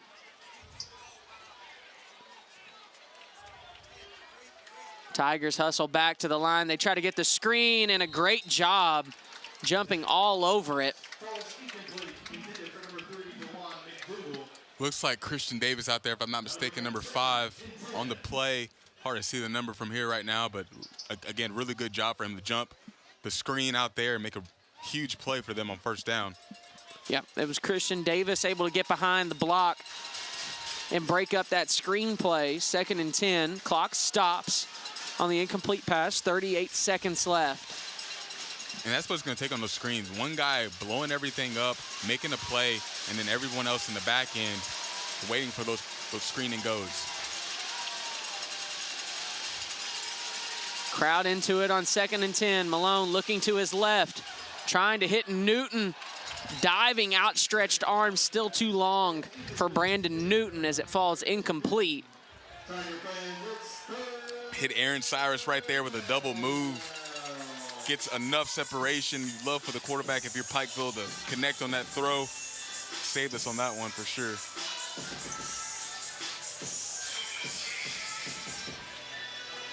Especially a really good time to do that. It was again against a different corner.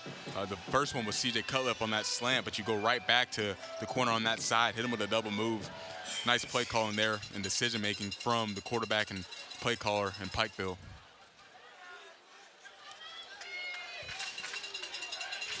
Two receivers set to each side. Malone, pressure right in his face, able to get it to Williams, and he's tripped up by Tyler Ballard and Chase.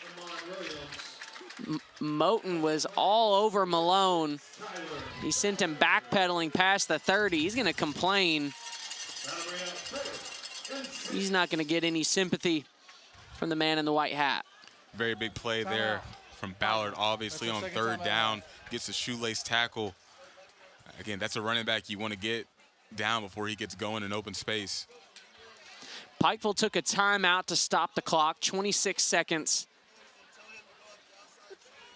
And they had their field goal unit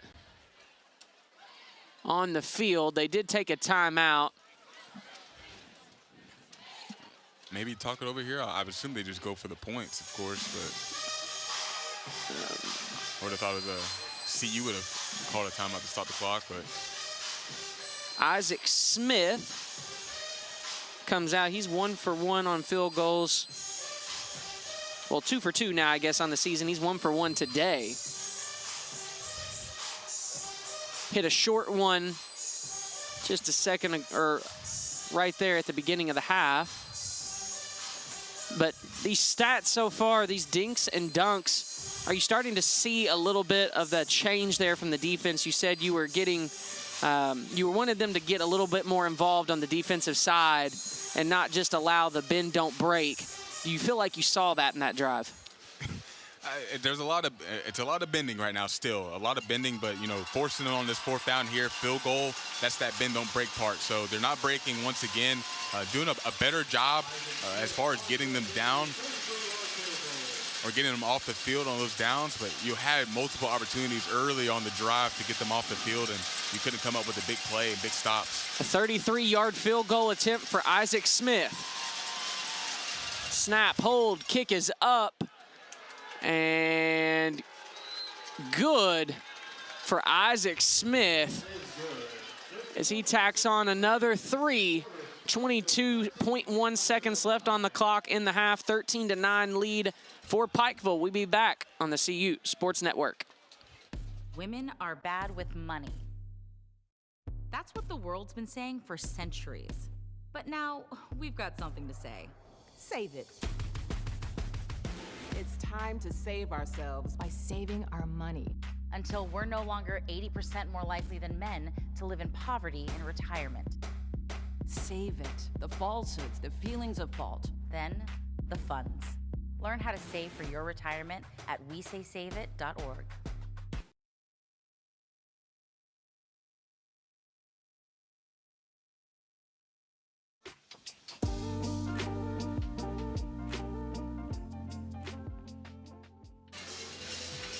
.1 seconds left here in the first half. The Bears have a 4-point lead over the Tigers here at Finley Stadium under the lights as the sun has officially set. Things have gotten dark, and the lights have become a lot more prominent here in Campbellsville, Kentucky. So yeah, Colin, going back to your question, as much as the defense has given up as far as, especially through the air, 285, passing yards on the day so far for Malone and the offense. They've given up a lot, but they've done a good job so far holding this team to only 13 points. They've given up so much through the air.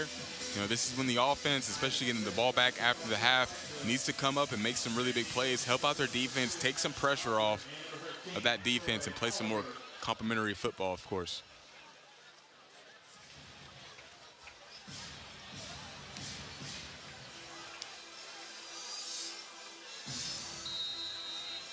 So Pikeville steps back and ready to kick it away here, is what you would probably expect.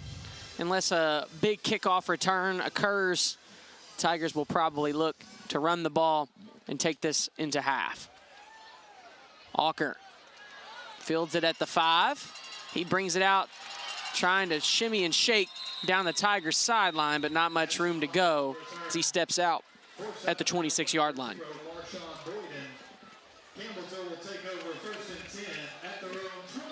Yeah, so not sure if they'll try much here with 17 seconds left, but again, getting the ball back at half is, going to be huge for this offense, and getting something going and putting together a really good drive, again, to put some points on the board.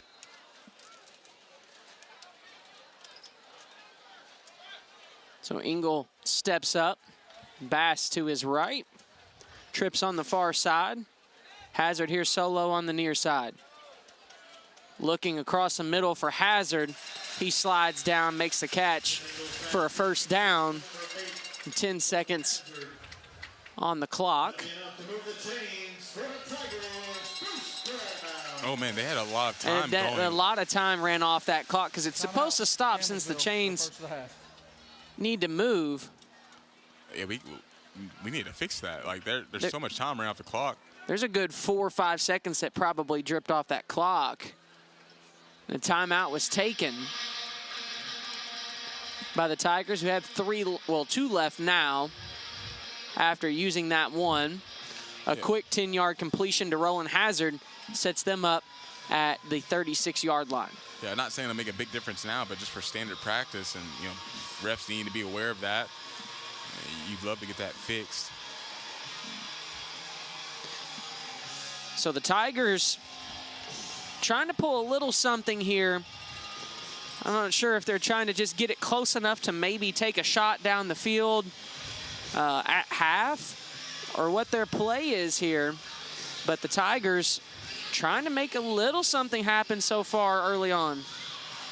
Yeah, if there's one thing I know about this team and this offense, and Coach Russell as a play caller, they're aggressive, and they take shots and they give their guys opportunities to make plays here. So I think we'll see some type of play call here just to see if they can spring something open, but you never want to force anything and give Pikeville a chance to, make a play. Easton Barlow has come out over there on that far side. 5 receivers wide for the Tigers. Engel with an empty set. Steps up and fires down the sideline to Hazard. He catches it with 5 seconds left, and he gets out of bounds at 2.8 deep into Pikeville territory, perhaps setting them up for 3 points as the field goal unit heads out onto the field. Good job from Hazard right there, pushing vertical. Nice, tough, hard route. Back shoulder from Jet Engel down the sideline. Really good connection, chemistry from those two. Love to see that. a great play you'd love to see right before the half. Your offense hasn't gotten things going. Now you have a chance to get 3 on the board going into halftime, getting the ball back. A really, hopefully, good end here to a first half for the Tigers. Coach Phipps is all the way out into the middle of the field. He's about onto the left hash to make that timeout call to try to ice Colin Freitas. He has a 46-yarder under his belt today. And now searching for a 39-yard field goal to make this a 1-point game going into half. You gain a little bit of momentum, too. You get the ball back at half. Perhaps, you end the half on a higher note. You end with points, a little bit of connection to your outside receivers, which we haven't seen too much of so far, and perhaps maybe build a little rhythm headed into the locker room. Yeah, and coming out in the second half, too, yeah, you'd love to see this field goal go up and in. That'll be really big for this offense and this team going into half, getting ball back. But maybe getting back to the run game a little bit, see if you can get something going there, take pressure off your team a little bit. Still finding themselves on the offensive end so far. A 39-yard field goal try from Colin Freitas. Snaps a little low, it bobbled off the ground, and it's blocked. They're gonna have to get back and hopefully get a tackle. I don't think they will unless number 81 is able to chase him down. He can't do so. And a low snap that skittered across the turf to the holder is blocked. And that is a tough break headed to halftime. Now this looks completely different. Yeah, this team takes a lot of pride in special teams, and letting that one go is a huge one. It was pretty much bad from the get-go, with the snap and the hold. Pikeville's block team got through. Timing was off for sure. Not a good way to end the half ever. Just talking about it, calling for sure, man. It's a tough one. It hurts a lot too, and does make this a very different game going into halftime. The extra point team is on. His extra point is up and good. They tack on a final point to end the half, and the Bears flip the script, and rather than 13-12, a 20-9 ball game. The Tigers down 11. They head to the locker room. We'll be back in 2 minutes. We'll be back with our halftime thoughts here on the CU Sports Network.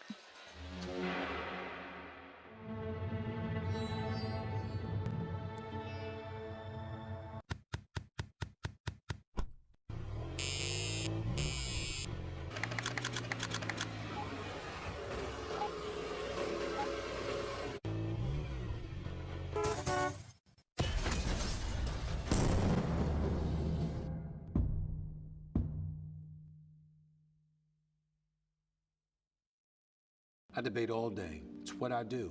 But there are some things that are undebatable, like your mental health. I was in a dark place when my brother passed away in a car accident. I was depressed in ways I never imagined. I reached out, and my sisters came, my pastor, my therapist. They helped me get through it. I found that the more I spoke up, the healthier my mind became. When you love your mind, you can go so much further. Find mental health resources at loveyourmindtoday.org. When it comes to making plans, you are the best. What about those barbecues you plan in detail for your family? Or your daughter's first costume party? It was out of this world. The same way you plan each detail for those moments, start planning to protect you and your loved ones from a natural disaster. Sign up for local weather and emergency alerts. Prepare an emergency kit and make a family communications plan. Protecting your family is the best plan you can make.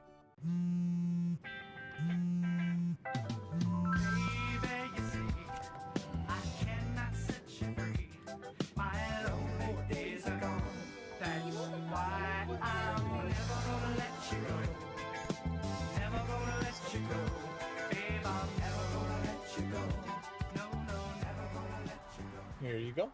Thank you. Thank you.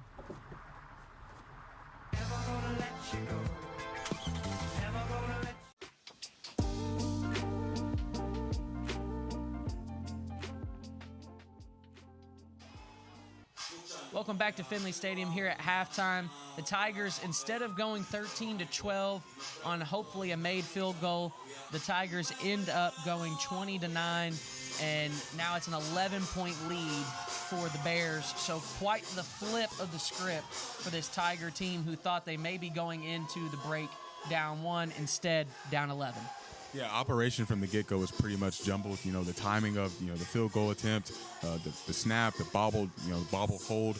So really from the get-go, that was doomed from the start, and Pikeville took advantage of it. They've done a really good job of that for the past 2 games, especially going back to Georgetown, of taking advantage of mishaps and mistakes with other teams. And again, we kind of talked about in the pregame, before going on air. If you keep a team like this, if you give them opportunities, they're going to take those opportunities because they're so well coached and they know who they are, and they do a really good job at it. And the Tigers have had their opportunities. They have a 60-yard pick six from Gerard Johnson. They have a fumble that they were able to recover. They were forcing all sorts of trouble all over the field there for, 2-3 drives in a stretch. But then it just became all about that dink and dunk offense in the screen game from Pikeville. Yeah. Pikeville has done a really good job of moving the ball.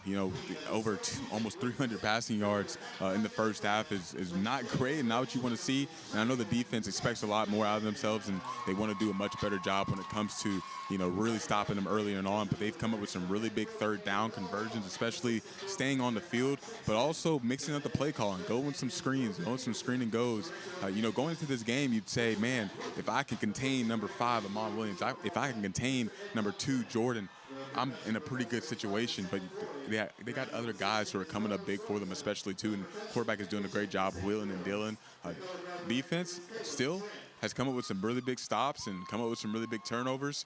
Being down 29, not exactly all their faults necessarily, but that offense really needs to get it going, especially to help out that defense. And of course, you can't have those special teams mishaps, of course. You talk about those guys that are getting it done for them, guys like McDougie, who has 71 yards, guys like Brandon Newton, who has a touchdown and 62 yards. Those aren't the guys that we highlighted, when we first started this game. We were talking about the Williams, Amon, and Jordan, and now McDougie, Newton, Malone has thrown for 227 yards in the first half. That's an insane stat so far. If you're looking at Campbellsville's offense, you're looking at 6 of 14 for Jet Ingle and 75 yards. The rush game is what's working most for them at this point. They started to stray away a little bit from it, and you said you'd like to see a return.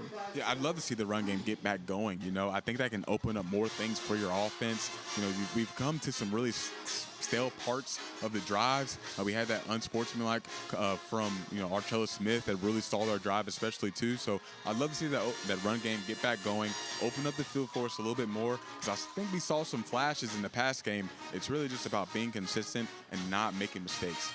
59 yards right now on the ground for Trey Bass. Roland Hazard is leading the way, 2 catches for 52 yards. Of course, that 42-yard catch right there at the end made the difference for him and his stats. If you look at the defense, DQ Brown is leading the way with 5 tackles. Tyler Ballard is also having a heck of a game from the linebacker position. Yeah, I think Pikeville is doing a really good job of spreading us out and really trying to get our playmakers outside the box and really having them focus on different things. So you got Ellis Reed mostly shadowing number 5, the running back for Pikeville, and you got guys shadowing number 2 as well. So you're getting them out of the equation, and you're making other guys have to come up big. So that's when that D-line needs to come up and really make some plays, get penetration. That's what we saw a lot on the film when it came down to the Georgetown game against Pikeville. They made that offensive line really work for it, and they gave them a really rough day, and they couldn't get anything going in the run game. But I think we saw a little bit more happen for Pikeville in the run game, and hopefully that line can really sure things up. You also need to find some ways to get more pressure as the quarterback continues to get the ball out of his hands and sometimes getting out quick. But we also saw him keep the ball long and come up with some really big scrambles outside the pocket to throw it on the field, but also come up and use his legs. You talk about that pressure, and we talk about, guys like Chase Maynard, who got in a 10-yard sack. Malachi Moten is starting to break through into the backfield and at least, if not get hands on the quarterback and break up and cause sacks or whatever the case is, he's on top of them, pressuring the quarterback, getting in his face, and getting in the way of his throws. Yeah, and I think the defense and especially just the whole team as a whole, needs to focus on a whole half left, right? You had a whole half left, and you need to focus on your game plan. The coaches are going to be back there making adjustments. You've seen some flashes of getting pressure, getting downhill, making a lot of different plays. It's just putting it all together and helping each other out in each end of the football field. And penalties have also kind of plagued a little bit. 3 penalties, but 3 costly penalties of 35 yards. It seems like kind of the emotions are getting the best of us. We thought at times maybe, we're not getting some of them, but you can't complain too much about it because you just got to get out there and play football, control what you can control. Yeah, and we didn't really talk about it much in the pregame, but there's a lot of jitters and a lot of energy in the air when you're talking about your home opener. It's a blackout game. It's a night game, so there's so much going on, and you can really ramp yourself up. So you got to just settle into the game. You got to, be able to calm yourself down. You don't want to be reactive in situations and put your team down a little bit. So of course the game's not going the way we want to, but you can't be frustrated and you can't get you can't get into your own head. But you got to stay cool. You got to stay together. You got to stay collected, and you got to be patient and let the game come to you. In our coach's show, when I was sat down with Coach Jake Russell, we were talking about this atmosphere and how much of an advantage it is to be able to play in an atmosphere like this. He thinks there's not many that do it better on a game day. But there's also a lot of added things. When you're on the road, you can kind of block all that out. You're at the hotel. There's not as much outside pressure. This week has been filming, highlight videos. It's been, a great hype video nonetheless, but there's all sorts of other outside things. A night game also brings its own disadvantages at times. As nice as it is to play under the lights and the excitement, you also talk about, you get up, now you have your walkthroughs in the morning, you eat breakfast. Now you got time to kill. Yeah. So now you got to figure out what to do with that time and then come back and get ready, locked in for 7 o'clock. Yeah, and no matter how this game goes, this is a learning experience. And they're going to, take it as one. The coaches are going to be on them in practice in the film session. We got to learn from this when it comes on the field, but what are we doing off the field as well to prepare for situations like this too? So, I believe in this team as far as what they're going to look like in the second half, making those adjustments and coming out and really making a statement. And right now, over 5 minutes more in time of possession, favoring Pikeville with the ball, as well as the third down efficiency, 7 for 11 for third down efficiency for Pikeville. They've had a lot of third and short. Yeah, and we talked about it. That defense is, they're bending, not breaking, but those third downs is what's killing us. We're getting them in those third down situations, those third and mediums, a few third and longs here and there too, but not getting them off the field, and they're able to get field goals. They're able to get closer to the red zone and put us in those situations. So we have to be able to get off the field on third down. That's sometimes the name of the game in situations like this when you're winning on first and second down. And right now, even though, you end up with that blocked field goal at the end, the Tigers have before come back from games like this. Last year, just, our last home game against Georgetown in a very big moment, they were down quite a ways and came back and fought back against a very good Georgetown team.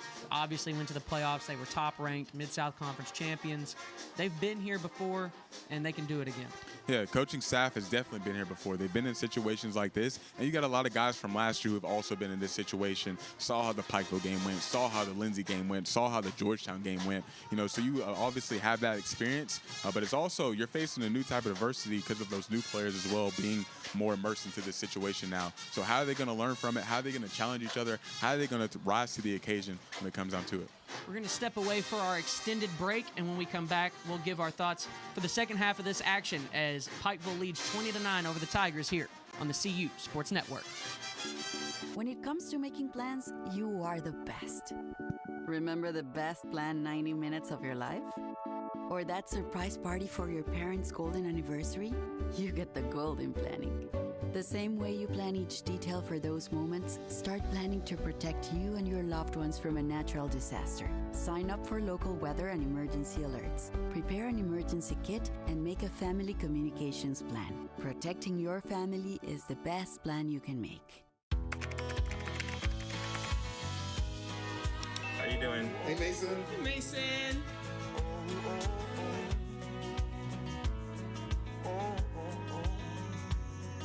Thank you. A place to make my own. A place that I call home. This place that I call home.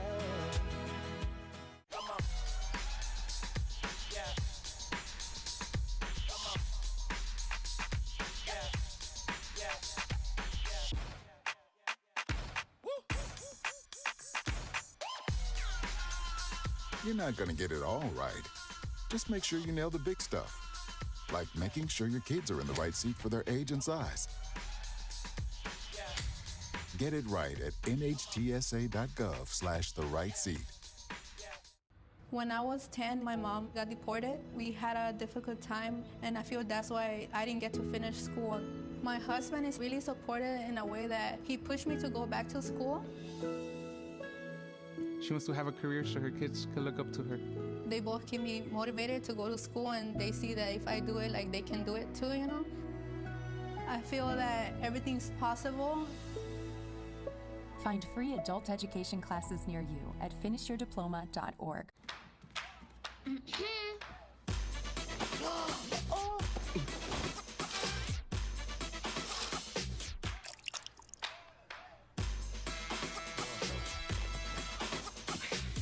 You're not going to get it all right. Just make sure you nail the big stuff, Mama! like making sure your kids are in the right seat for their age and size. Get it right at nhtsa.gov/the-right-seat.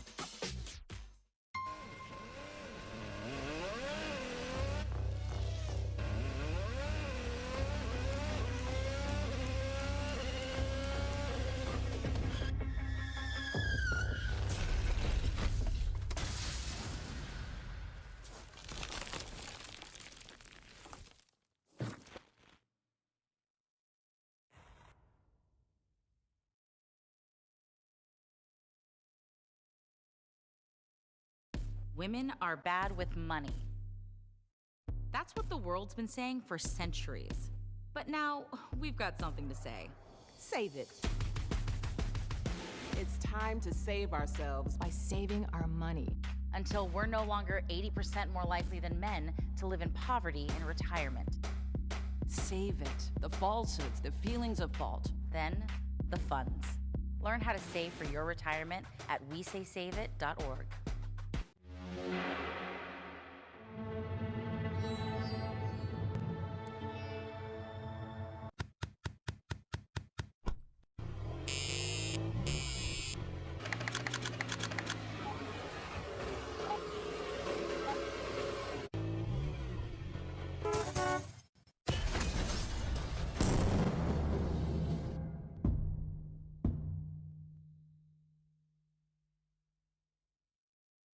I debate all day. It's what I do. But there are some things that are undebatable, like your mental health. I was in a dark place when my brother passed away in a car accident. I was depressed in ways I never imagined. I reached out, and my sisters came, my pastor, my therapist. They helped me get through it. I found that the more I spoke up, the healthier my mind became. When you love your mind, you can go so much further. Find mental health resources at loveyourmindtoday.org. When it comes to making plans, you are the best. What about those barbecues you plan in detail for your family? Or your daughter's first costume party? It was out of this world. The same way you plan each detail for those moments, start planning to protect you and your loved ones from a natural disaster. Sign up for local weather and emergency alerts. Prepare an emergency kit and make a family communications plan. Protecting your family is the best plan you can make.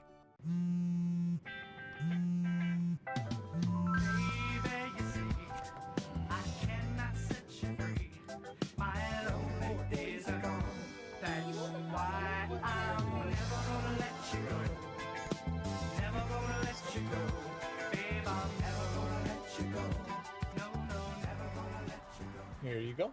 Thank you. Thank you.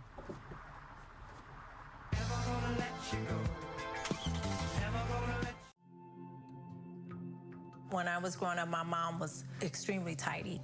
We were trained to put things back where we got them from. One day, when I walked into my mom's house, I felt like I walked to someone else's house. There was stuff everywhere, and just growing up the way I grew up and to see this transition was very alarming.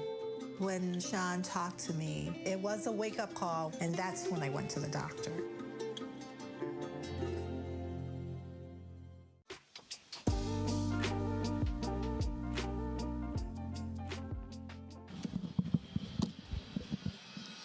Welcome back to Finley Stadium as Pikeville has a 20-9 lead over the Tigers here at halftime. It was a rough end to the half for the Tigers as they were set up for a 39-yard field goal. It skitters across the turf on the snap, and it gets blocked, turns into a touchdown recovery for Pikeville, flips it from instead of a 1-point deficit for the Tigers to an 11-point deficit walking into the locker room. Yeah, and that's a brutal way to end the first half, of course. Coming up big on that back shoulder throw to Roland Hazard from Jet Engel. Huge play for us. We were talking about it on the broadcast. A lot of momentum right there. Man, that's really good. Maybe that can get something going, especially in the second half. But right now, you get 3 points out of it. That's a perfect spot going into halftime. And then after that, the operation just being off from the get-go with the snap to the hold to the kick. Pikeville doing a really good job getting back there, coming up with a scooping score, honestly, off of that, too. So really good from Pikeville as far as their operations going, and going into that half, being up 29 is a really good spot from them. So we'll see what the Tigers look like and what adjustments are made and what they get back to going to, maybe on the offensive side of things. Do we see a little bit more of the run? Can we get something going with those running backs who have been so big for us in the past 2 games? The defense had come up big on back-to-back stops. DQ Brown had delivered the big hit and forced a fumble that was recovered by the Tigers, which led, I believe, to Colin Freitas' field goal. And then they were able to come up with a pick 6 off the back of Gerard Johnson, who takes it back 60 yards to the house. So this defense had built a bit of momentum. The Tigers had grabbed back the lead, but then it was like that offense settled back in after whatever, had happened in those 2 drives. They settled back in almost immediately and went right back to work. And like we said at the halftime break, glaring number right now is 227 passing yards here in half number 1. Yeah, and some of it's just been, especially on those third downs and being in man coverage and, us being out of position and not doing what we're supposed to be doing. We bring in those corners and, we have some really good corners and you're relying on them in situations like this. So I expect them to come up big for us and, make those plays. Also on the other side of it too, you can't cover forever, and it's a tough position to be in. So trying to find different ways to, get pressure in the backfield, get the QB to get the ball out of his hands, a lot sooner, and to take pressure off of your guys in the back end of things too. So you got to complement each other, you got to help each other out, and you got to get off the field on third down. That's the biggest part of what's happening right now. Pikeville getting multiple opportunities to extend their drives and then coming up big and really getting scoring out of it. 7 for 11 in third down efficiency for the Bears, and they've had a lot of third and short situations. I can't even think how many times I've said 3rd and 1 this game for Pikeville. They are getting in good situations on offense. I know you talked a little bit about the defense there and maybe adjustments to make. What are some of the keys for this defense stepping out there, obviously? I mean, I know you gave a couple, but what are the biggest adjustments for them? Yeah, one thing is I want to see that defensive line really, start to cause havoc and make things difficult for the offensive line of Pikeville. I think what Georgetown did was they were able to do that, get pressure sometimes, but also on the run game, being able to stop things and have, more guys back there in the secondary to cover up things too. So having a defensive line, come up big for us and make plays, and then the secondary, staying, fundamentally strong, working your technique, and, don't let these guys get behind you. It's a good group out there. They like to pass the ball a lot, so you got to expect that coming. So don't get too riled up into things, but just play your game, be physical, and, stay strong when it comes to that. We talk about the Tigers right now. Their Tiger offense is on the bottom half of their yards, 270 to 170 in favor of Pikeville. What does this Tiger offense need to do moving forward in this game? One of the things is being consistent, and I think that can start really with the run. We saw some things open up in the past game, but we've gotten away from the run game. We've really seen a lot of success from those 2 backs especially, and even Josh Traylor getting into the mix of things too. So I would love to see what they come out with and, how they start off. We've seen some things going in the past game, but can that run game come up big for us and take some pressure off of Jet and that offensive line especially? And now getting the ball back at the half, do you have a chance, to be able to come out first drive of this second half, put 7 on the board, and now you're looking at a much more manageable game than 20-9?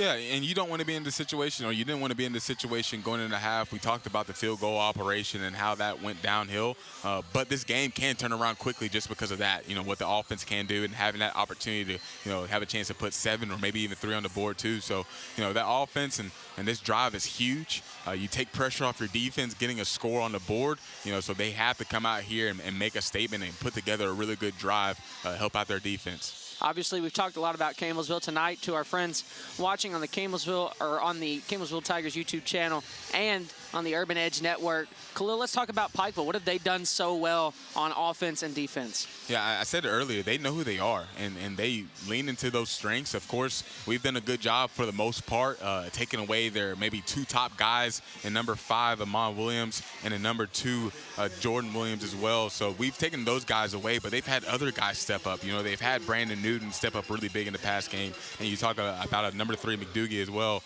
But also that quarterback is doing a really good job too and making decisions. You know, I know he had the interception earlier in the first half, and that was big for us especially, but he makes really good decisions. He gets the ball out quickly. He knows the offense very well. He's an experienced quarterback, you know, so they lean into their strengths very well. And I think on the defensive end, they're being really physical. They're getting in the backfield. They're making things a little bit muggy for jetting that offense. You know, so how can we find different ways to make things a little bit easier for our offense and spring up some easy completions, but also get that run game going and back off Pikeville a little bit.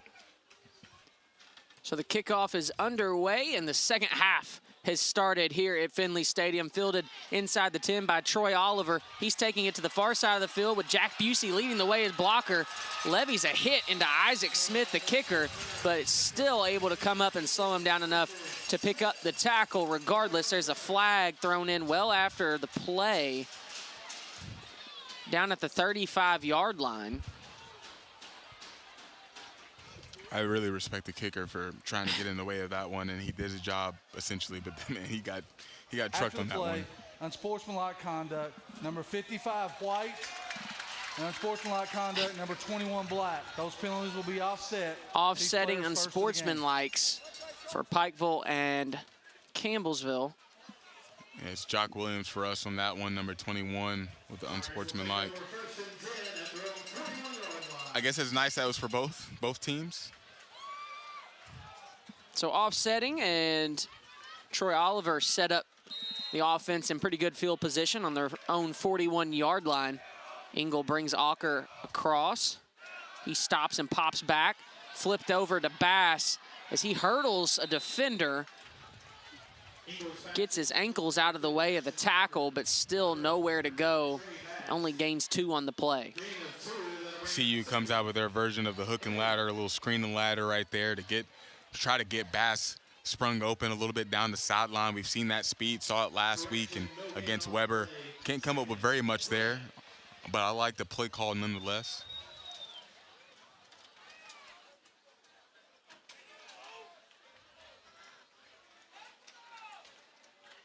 Engel pulls from the belly, running out of pressure, and Trey Bass catches it in open field, makes a couple men miss, shedding tackles left and right, spinning off of them. There is a flag back here in the area of possible holding. You never feel good about that flag being out there. Holding. Number 58, Campbellsville, 10 yards from the previous spot. Holding on number 58, Chris Gardner, will negate the play from Trey Bass. A gain of 12 will be wiped off the board, and they'll head back to 2nd and 20. Man, I was going to say that was a great job from Jet getting the ball out and buying some time, but also a great job from Bass to, you know, use his moves, what we've seen so far this season, and him having terrific vision, but also just being able to get to break tackles and make those defenders miss. Bass in the backfield once more, 2nd and 20 from the Tigers' own 31-yard line.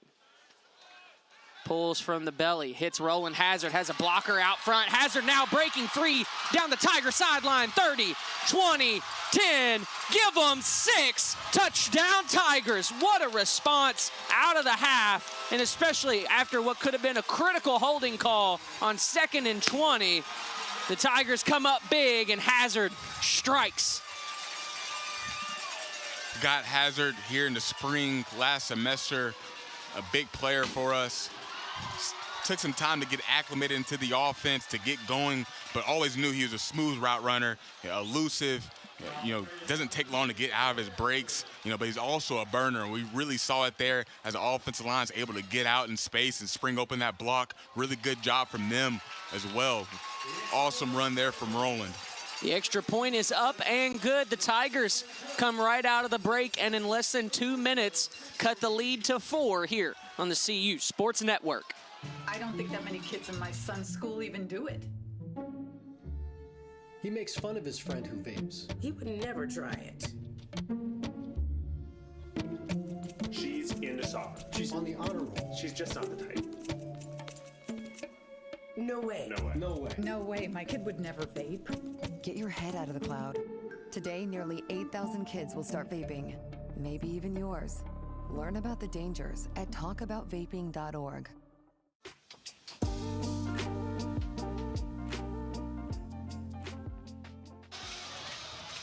A 69-yard touchdown pass for Roland Hazard Jr. cuts the deficit to 4.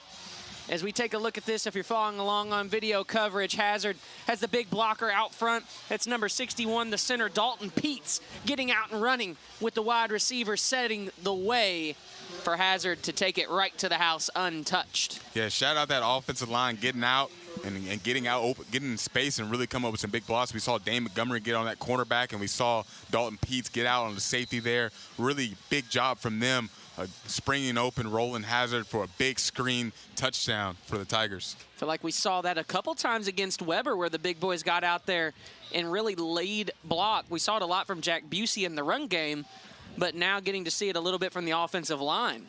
Yeah, and it's a great job from them. They're coached up well. Coach Lane does a really good job with them. Got to see them do some work in the fall, and they do a lot in the screen game. So they're getting a lot of opportunities to get in a lot of reps during practice as far as finding bodies and, playing some sound football as far as being open in space. And they look really athletic right there. The big guys are moving. They're moving well and picking up some blocks, and that's difficult for them to do. So really good job from them and coaching staff. That really helps the stats and the receiving yards go up a little bit. Up to 144 for Campbellsville, and that one a touchback, no return, able for Pikeville.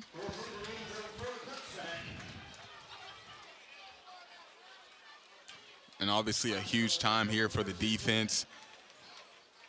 See what adjustments they came out with, but also just a chance to really get a stop and help that momentum grow for CU after coming up with a really big score. So now it's the defense's turn. Let's see what adjustments Coach Ford has made as we head out into the half. The first time seeing the defense out there. Malone starting with 2 backs in the backfield. Jordan Williams heads out. Handoff to Amon Williams, and Tyler Ballard meets him right at the line for a gain of about 2 on the play. And I love when they get to that 21 personnel look for Pikeville, getting Jordan Williams out in the motion from the backfield. Interested to see if they go back to that look and if they can get some numbers on the outside, but really good job from Ballard there to stop the run. 2nd and 8 from their own 27-yard line, Pikeville. Hands off with a Williams once more. Another gain of about 3. They get up to the 30 to make it 3rd and 5. Yeah, 2 straight runs here from Pikeville. Not used to seeing that from this offense, but once again, in another situation, 3rd and medium, this is where the defense needs to come up big, do something a little bit different than the first half, and get them off the field. Malone stands back with Williams. He's set up just about a step in front. Looking right over the middle, and that's broken up. Great job by number 44, Zamari Bell, as he steps in, jumps right over the shoulder of the big 6'4", Grant Scott, to break it away. And great job there. We saw that similar play concept in the first half from Pikeville.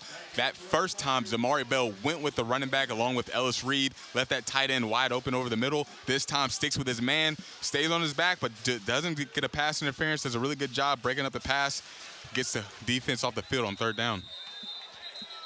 So Pikeville was set to punt away. There is a flag over on the far side at the 30. We might get perhaps a false start over there.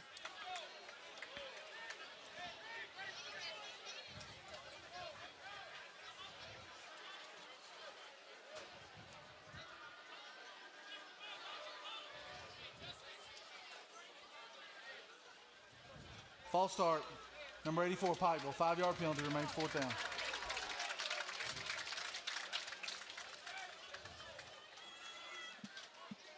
So 5 yards back, makes it 4th and 10. And he'll punt away from just past the 10-yard line, just inside the 15.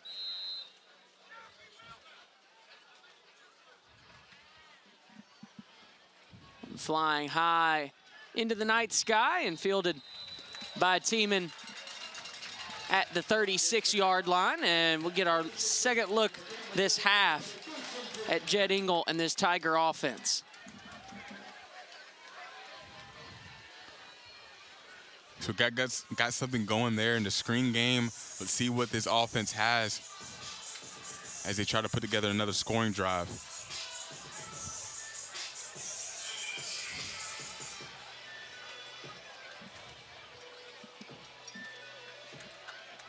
Tigers built a little bit of momentum coming out of the halftime break. It's about the second time I've seen an official toss in the ball and hit a player. First time I saw Roland Hazard get hit in the helmet with one. That time Savage for Pikeville gets hit with one. That's rude.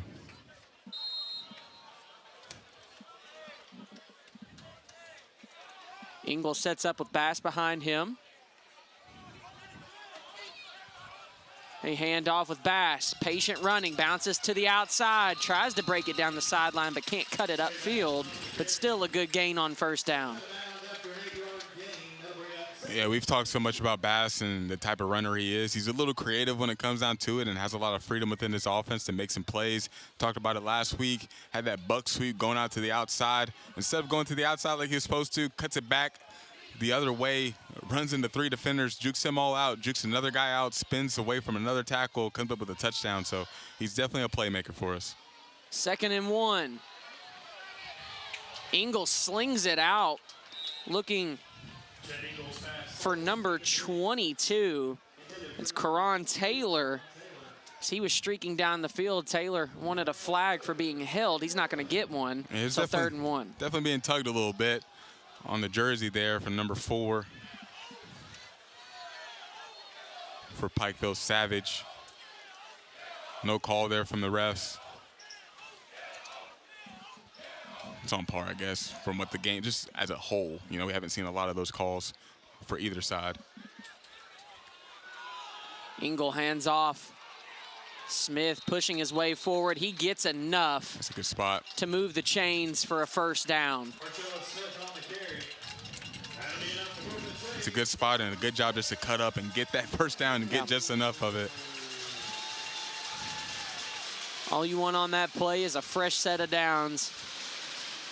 Smith delivers. Our backs do a great job of just driving their legs even through the initial contact. Yeah, not the biggest backs, but they're strong, they're powerful, and you can really tell on a run like that. Engel pulls, looking, rolling to his right, looking for somebody open. Finally breaking free is Taylor. He gets it. Does he have enough speed to break away? He had to stop and come back for the ball. So no breakaway, but still moves inside the 10-yard line to the 9 of Pikeville with under 11 minutes left here and well within striking distance for the Tigers. I mean, that was hand fighting all the way down the field from both sides. K-Ron gets a little upset and just shoves him off of him. Good no call there from the refs, playing it even. And good job from K-Ron and Jet to find him out there in the open before he tries to tuck it and run. They've let these receivers and DBs be very physical. Absolutely. On the routes, and a Pikeville player is down. But the Tigers move it to the 9-yard line following the 44-yard completion to Karan Taylor. And I'm just going to go ahead And we'll take the injury timeout with them. 20-16, Pikeville leads, but the Tigers within striking distance here on the CU Sports Network. Timeout, Pikeville, they're first of the half.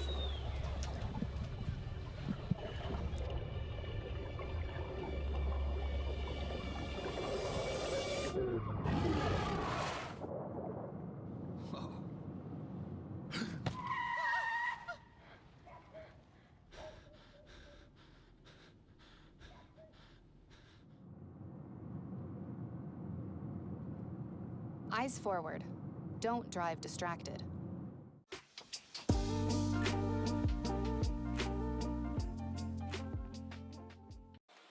.10:35 left here in quarter number 3.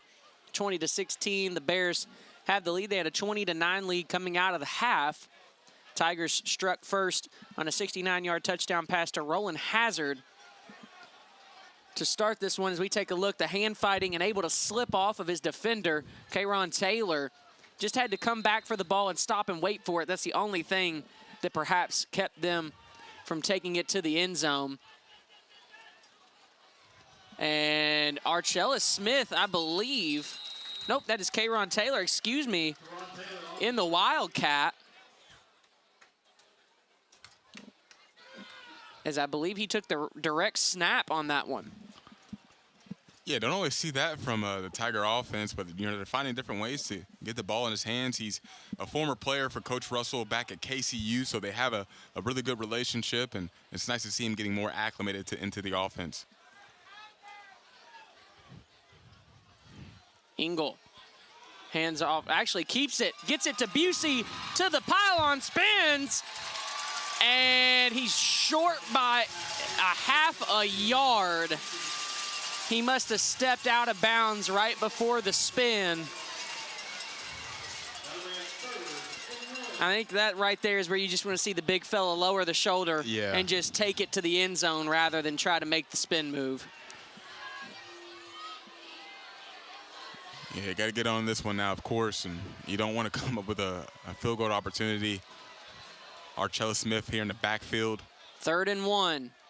Engel hands off, Smith dives, reaches, and there's the signal. Give them 6. Touchdown Tigers. Archella Smith with his first touchdown of the day. And the Tigers have back the lead in a little over 5 minutes. Once again, offensive line doing a great job paving the way. Archella Smith finds the hole, springs over top, and gets into the end zone for a very big Tiger touchdown. Now trying to put the lead to 3 with the extra point. Freitas is up and good, and the Tigers have a field goal lead over Pikeville. 9:27 left in the 3rd quarter. This offense has sprung back to life. Let's see if the defense can hold up their end on the CU Sports Network.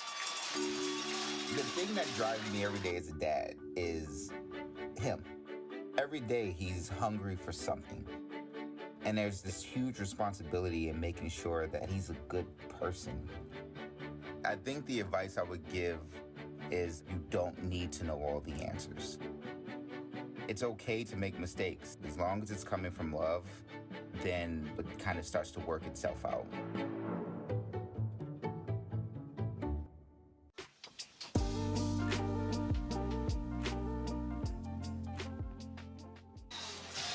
.9:27 left here in the 3rd quarter. The Tigers find themselves with the lead, 23-20 after being down 20-9 at the start of the 2nd half. A 7-play, 64-yard drive capped off with a diving Archella Smith to take back the lead. Man, stadium still packed out. Fans are getting into it. Students are getting into it. Love to see a student section out here. The band is showing up per usual. And this is a bought-in crowd. They were tailgating before the game. Not something I've seen, at least here in my time in Campbellsville. And up there on the hill, you got it packed out on the hill, as well as I see a whole tent set up with a TV and everything over there. Pikeville going to return it from the goal line, and Trey Bass once again. Talk about an energy man. Trey Bass comes up with a big tackle at the 18-yard line where Pikeville will start their drive. Man, you're right. He really does it all, doesn't he? He does. Another opportunity here for the defense to come up big. You feel the crowd getting into it. The vibes are right. The momentum is really rising. Trey Bass can run with speed. He can run with agility. He can run with power. He can receive, and he can tackle. Tell me what else Trey Bass is supposed to do. Goes for the legs and dumps him. Man, starting running back on kickoff like that, making plays like that. Please reset the game clock. That's a guy bought in right there. Absolutely. 9:05, thank you. Yeah, he's been there for a while, and obviously he works very hard, and he's been a part of this team, and they have championship aspirations, and he's a guy that's going to lead by example. Malone takes a snap, going to hit Amon Williams in stride, running out of the backfield, and Cutliff being blocked all the way to the boundary. Couldn't get off the block. Oh, what's happening here? There's a flag, flags. And they're taking exception. It was a heck of a block all the way out of the boundary. And you can only hope that this is offsetting on both sides, but it never feels good when the Pikeville or when the opposing team is in your bench and the flag goes up. Doesn't feel too good.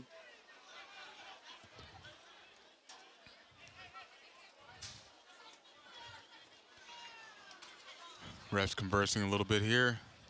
Yeah, he took him all the way through the boundary and into the ground. Now players are talking on the field. Refs are trying to get involved. And we talked about it being an intense game, and yeah, I'm not gonna say these teams are rivals, but yeah, this is not, this isn't a conference anymore. This isn't conference rivalry. This is just, I'll wait and finish the thought after the ref. Unsportsmanlike conduct on Campbellsville sideline. 15 yards will be added into and unsportsmanlike on the sideline. Did they say something to him? I mean, come on. I'm not, I don't know. I'm not going to sit here and whine and complain about it. It's 15 yards. It is what it is moving forward. But, yeah, these two teams, 2 past years, a one-point game. Both teams have gone and snuck a game out at the end and spoiled a home opener on both sides.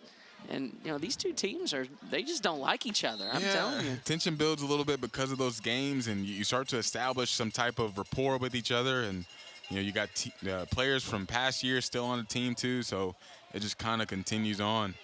Right there on that first play, we see Pikeville finally getting Amon Williams involved in the game a little bit more, a little cheap motion there to get him the ball on the outside. Malone hands off with Williams. He finds a hole, and Brown, thankfully, able to wrap him up and take him down. So that's good for a first down. Might be the start of something here where they're trying to get him involved more into the offense. He hasn't had a huge day, but he's been involved here and there. 12-yard gain for Williams. They hand it back to him. And wrapped up, even coming off the block. That's number 95. That's Hernan Ortiz mixing it up in there. And another flag. There's nobody in the area of CJ Cutliff, so I'm not really sure what this is. He's looking around wondering what happened.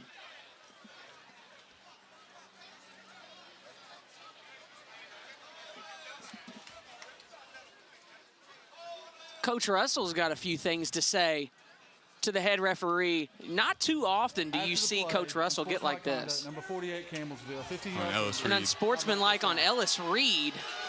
Hearing boos from the crowd. They're not too happy with it. Neither are we.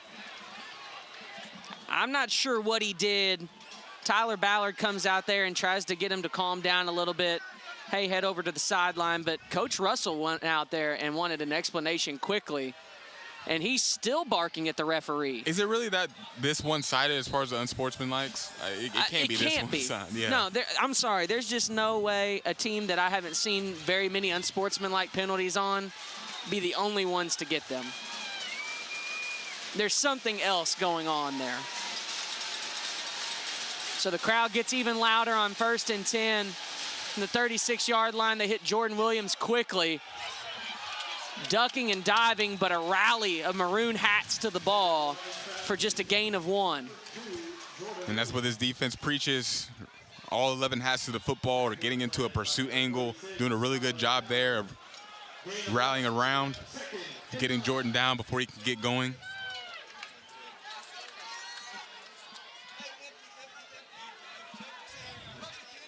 See another empty set here from Pikeville. Stack set here on the near side. Amon Williams now comes across in motion, headed to the far side of the field. That's who they hit in stride. He tries to jump cut, and number 41 and 28, Gerard Johnson and Chase Maynard combine to make the tackle there. And I like, them trying to get Williams involved into the game, but that's a tough block for number 2, Jordan Williams, to make against Chase Maynard. You got a linebacker who was really good at Concordia last season, going up against a receiver. It's not a good situation as far as the matchup and getting your running back sprung open. It is extremely loud here at Finley Stadium. Oh my gosh. This is great. 3rd and 7 on the Tiger 33-yard line.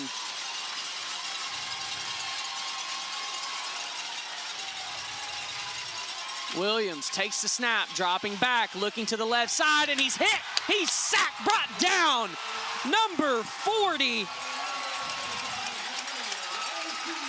Amari Calhoun comes up with a big-time sack, leveling Xavier Malone and setting them back behind the 40 with a 4th and long. Defense always doing such a great job. Coach Ford putting them in positions to succeed. You see multiple guys at the defensive line, at the line of scrimmage. You don't know who's coming out. You don't know who's going to rush in. Confuses the offensive line, collapses the pocket.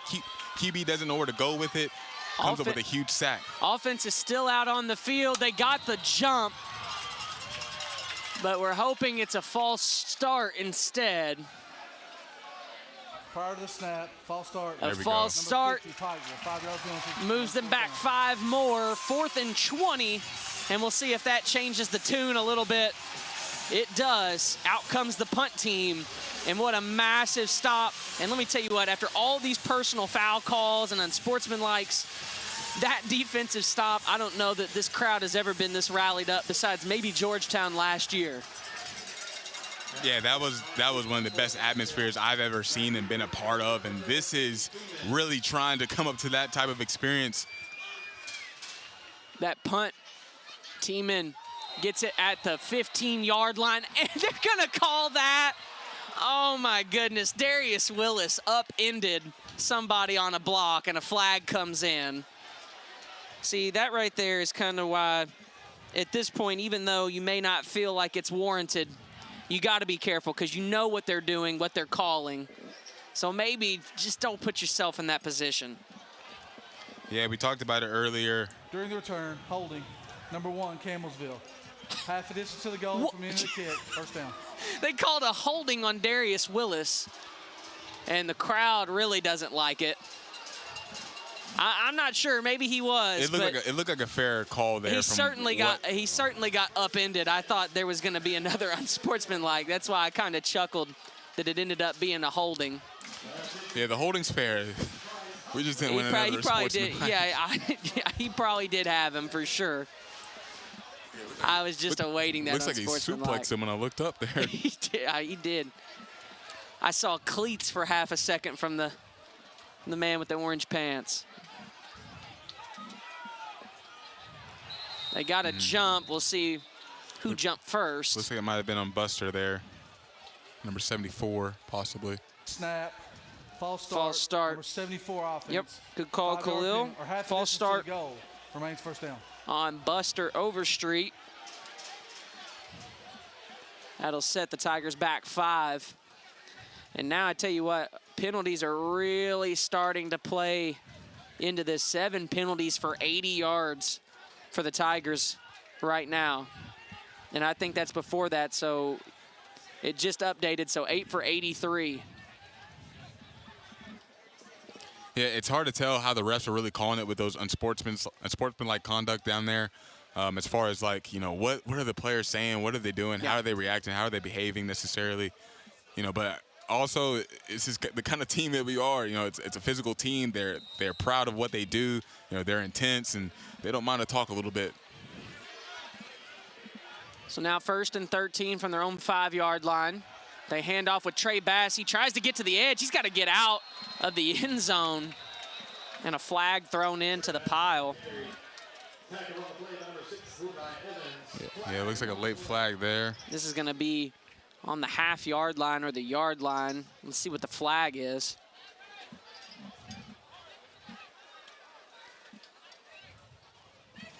Be holding on the offense. Holding. Number 88 offense. That penalty's Holding declined. on Jack Busey. Second down.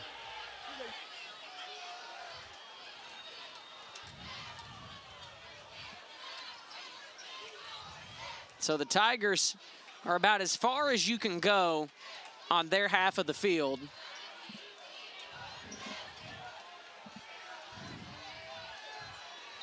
Second and 17 on their own 1-yard line. Engel rolling to his left. Throws it. Has his man. That's number 15.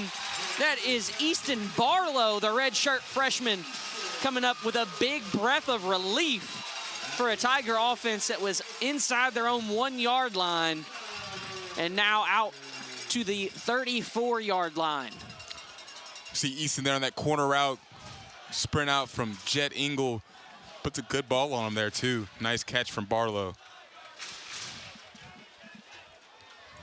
Busey shifts from the right side to the left. They hand off with Bass. Bass, not much room to run. Still able to push upwards and get about a yard or two on the carry.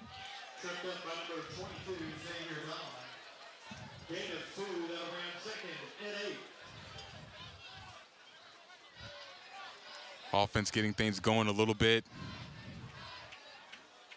Needs to stay away from those penalties. We've seen them kind of stall their drives a little bit when it comes down to it. So now out from their own territory, or deep into it at least. Archella Smith checks in for Bass. Now Busey shifts from left to right. Pulls, looking, has his man, Barlow. Nobody in the same zip code. Now catching up to him was the safety, but inside the 15-yard line. And Easton Barlow is going to let him hear it a little bit. There we go. As he stands up. The red shirt freshman coming up big on this drive. Gets a big high five and a hug from wide receiver coach Hunter Brown. Has had some success there in the screen game. Both DBs bite down on the screen. Good play call there from Coach Russ, dialing it up. Jet finds Barlow streaking down the sideline for a huge Tiger gain right there. You could feel a lot for momentum if the Tigers are able to strike here. Under 3 minutes. Auker goes across in motion, and there's a flag. You're going to get a false start. Or prior to the snap, false start. Yep. Number 58, Campbellsville, 5-yard penalty. So false start on Gardner brings them back 5 yards.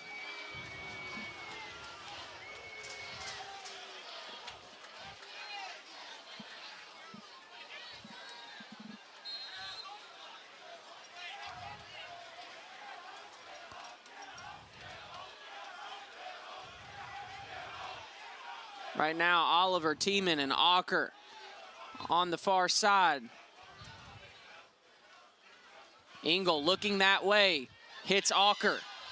Coming back across, bounces off the hit, taking it to the corner, give him 6. Touchdown Tigers. Ashton Auker's first touchdown of the season gives a 9-point lead to the Tigers with 2:23 left here in the third. Former MSC Freshman of the Year has had a bit of a slow start here for his junior year, of course, but right now seeing him get out in the open. Dalton Peets once again, maybe a hold, maybe not, I don't know. Number 74, Buster Street out there as well. Man, has some help on the outside.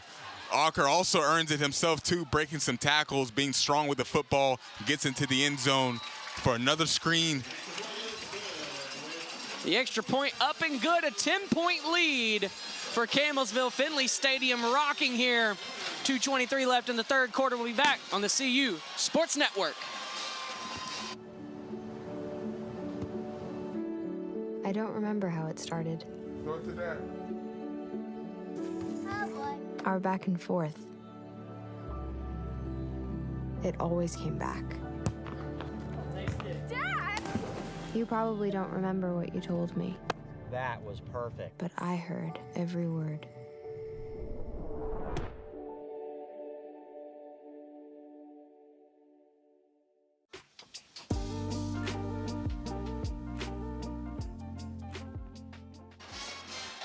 (30-20), a 5-play, 92-yard drive capped off with a 19-yard touchdown pass to Ashton Alker, probably the hero of the drive. Easton Barlow comes up with most of the yardage on that drive. Right here, that double bite down, miscommunication. Barlow gets it inside the 15-yard line and capped off Colin Freitas' extra point.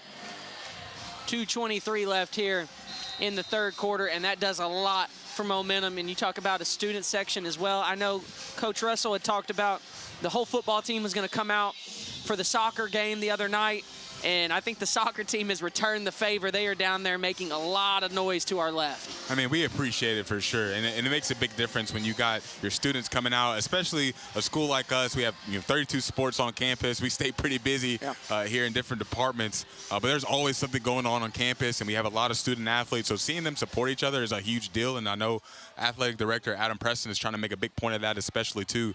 But seeing what this team is doing so far, going into halftime with it being 20-9, and now being up 30-20, this is a big third quarter for us and has really changed the tide of this game. Fielded at the 15-yard line. Good field position for Pikeville to start their drive from the 36-yard line. And right there, we see from Jet on just the last few offensive possessions, him reading things out, making the easy throws, and getting the ball into the playmaker's hands, and them just taking it from there. Really good job from that offense and the play calling from Coach Russ. Malone getting thrown down as he's trying to throw it, gets rid of it. That's intentional grounding right there. Yeah, it should be. All over it. I think that's Eli Toviesi. Yeah, hard to read that number there, but 35, yeah, Toviesi got back there and had Malone spinning. Intentional grounding, number 1. An intentional grounding called on Malone. They're trying to argue that there was a receiver in the area. There was not. There was no one in the area. There was a check down Amon Williams, but he was nowhere near that football.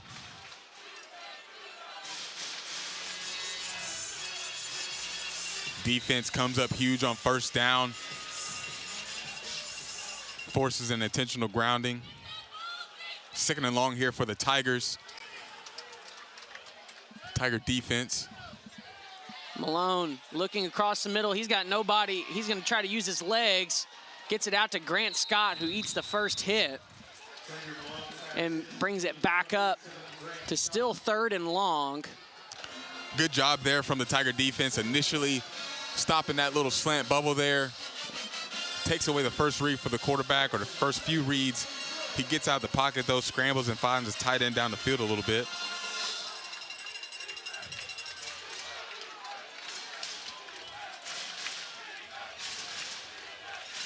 Malone has Grant Scott once more. That's good for a first down on 3rd and 12.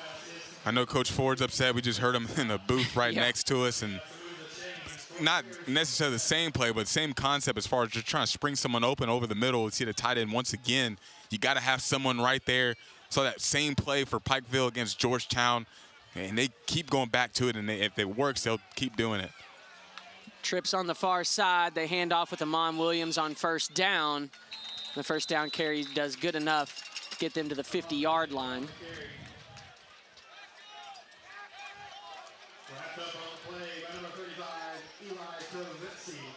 2nd and 7. 2nd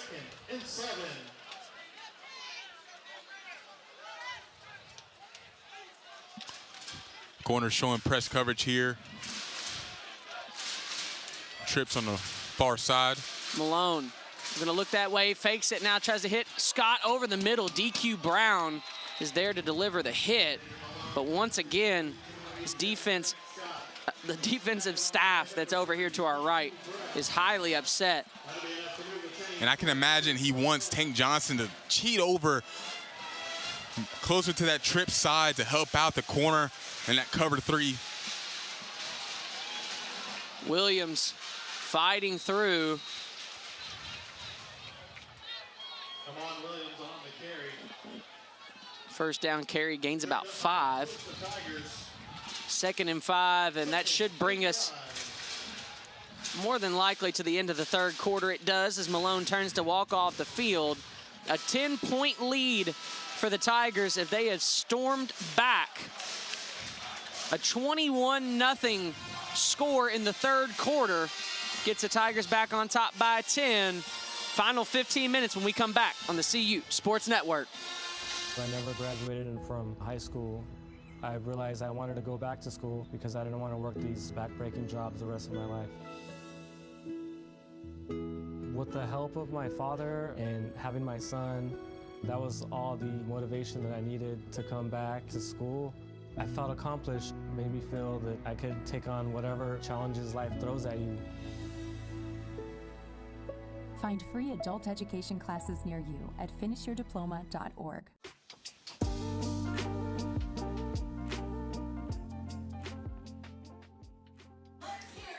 13 unanswered in the second quarter from Pikeville.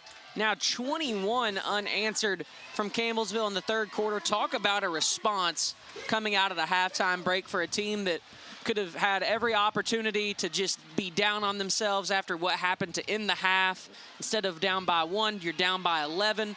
They rally, score 21 unanswered. The offense looks like it's clicking better, and this defense seems like it's really forcing the issue. Yeah, we talked about this team, you know, facing this adversity. How are they going to respond, rising to the occasion? And that's what we've seen in this third quarter. Now, you go into the fourth quarter, Pikeville's marching down the field, down by 10. You know, they're a former playoff team. You know, last year they're gonna keep going. They're not gonna let up off the gas. So you got to respond yourselves. You got to get off the field. And I know Coach Ford is upset about those last few plays there. You know, some of those fake screens and letting the tight end go over the middle free. Your safety's not cheating over into that cover 3 and helping out the strong side of the field. So those are things they've worked on. You definitely can tell that he's going to be talking about it now down to his staff on the field and get it relayed to the players to make sure we make those adjustments and fix everything up in the back end. So we start the final 15 minutes of this game with the Tigers up 10 here in their home opener under the lights at Finley Stadium, a packed crowd. They've brought the energy tonight. 2nd and 5 from the Tiger 25-yard line. Malone has Williams offset to his left.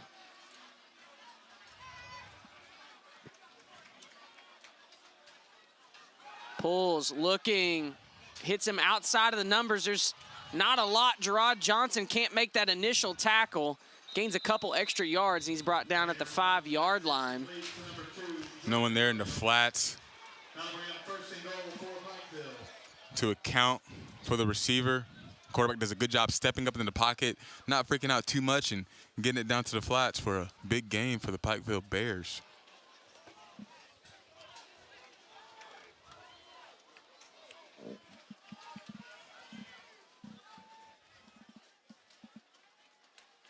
Malone hands off with Williams, and he is taken down about where he got the ball. A loss of about 2 in the field. Moten and others get to him in the backfield. 2nd and 7 now. Big moments here, and this is especially when the crowd really needs to get into the game here. You know, goal line stop or potential goal line stop here for the Tigers. This is where they can really make a difference and help this defense come up with a huge stop. 2nd and goal from the 7. I'm about to yell out there to him, Colin. What are we doing? Malone Looking across the middle, he's hit as he throws. And he throws the flag on Tyler Ballard, who was trying to cover number 90. Can't tell the number. It's all bunched up on that jersey. I think it was 87, Grant Scott. Yeah, tight end there. Pass interference. Campbellsville. I mean, it's a good call. I'm just 2-yard line. Automatic first down. I was just hoping he didn't see it, you know? Yeah, pass interference on Ballard there. Ballard. You take a look, following along in video coverage. Hit as he threw, and Ballard just had a little bit of wrapped up on Grant Scott's front. So now 1st and goal from the 2.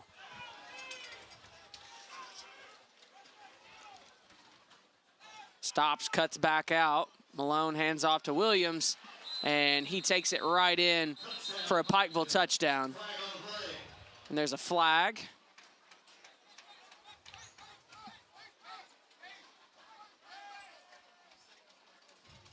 Looks like it should be on Pikeville here. Illegal shift. 2 men in motion at the snap. Pikeville, 5-yard penalty. Repeat first. So an illegal motion on Pikeville.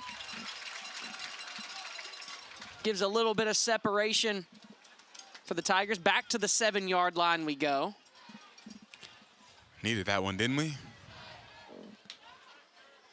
A couple times last year, the Tigers defense was backed up on the goal line against Georgetown and able to come up with a few big stops. Trying to do the same here and protect their 10-point lead.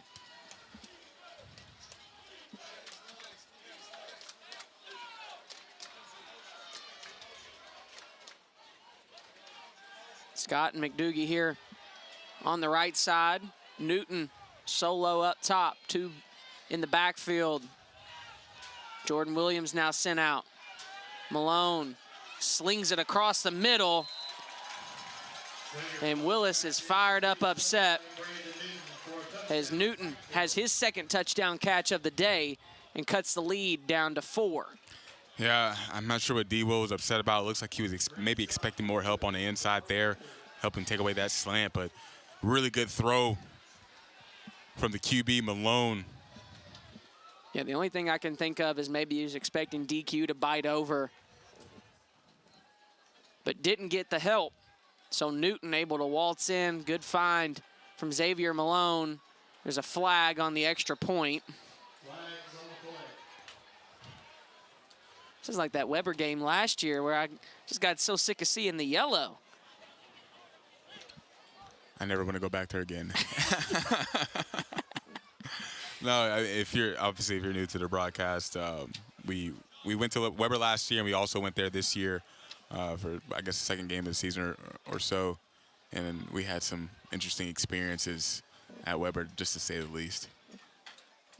Nothing like a little rain down in Florida. Wouldn't be Florida football without it. Yeah, a bit of a lightning delay. Started the game at 1:30, didn't finish until 7 o'clock. Yeah. So the extra point, I didn't hear what he called, but he made the signal and the point goes up on the board, 30-27. Pikeville strikes back. The lead cut down to 3. We'll be back on the CU Sports Network. When it comes to making plans, you are the best. Remember Personal the foul, best planned 90 leaping, minutes of your number life? 20, Campbellsville. Or that surprise party Result for your of the parents' try golden is good. anniversary? That penalty You will be get the enforced golden on planning. The same way you plan each detail for those moments, start planning to protect you and your loved ones from a natural disaster. Sign up for local weather and emergency alerts. Prepare an emergency kit and make a family communications plan. Protecting your family is the best plan you can make.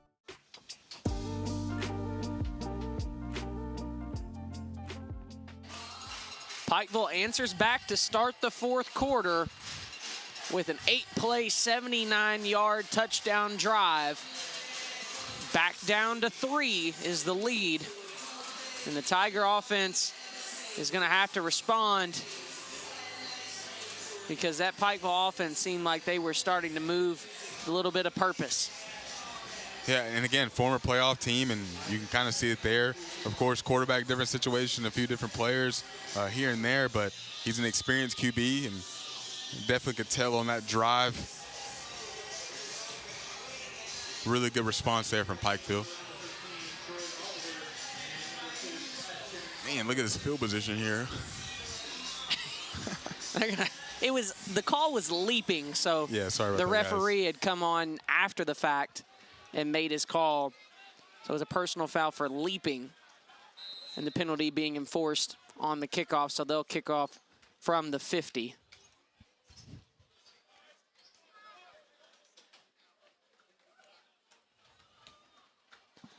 And a rolling kick across the turf is fielded. Solomon Stonebreaker right there on the return. Freshman out of Adair County, local boy. A really good, promising receiver for them. They're very excited about him. Very smooth route runner. Also running track here, just in case everyone wanted to know. Just shows his speed. So first down from their own 24-yard line. The Tigers start their drive, look to answer back.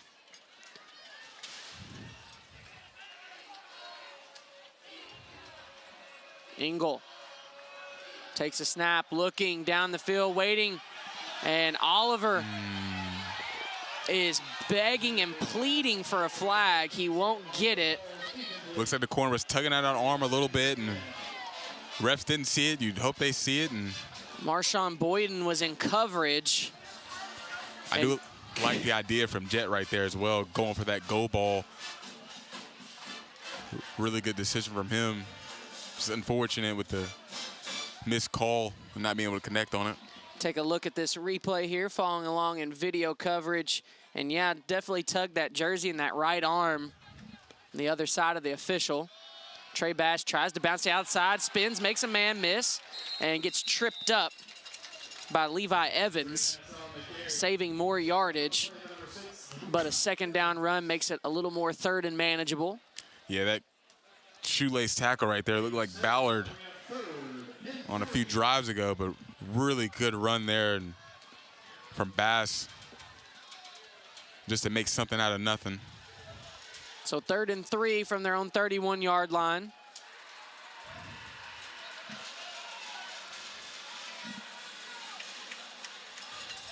It's a big third down conversion opportunity for the Tigers. Looking, has Walker out of the break, but throws it high. And Boyden once again comes up with a breakup. Go right back to that concept earlier to get Walker open on a potential first down play. Jet throws it high and inside, and Walker isn't able to adjust or come up with it, and defenders are there to make a play on it. Deep in their own territory, the Tigers forced to punt. Lopez looking to flip field position here. Had to punt from just a step past the 20-yard line.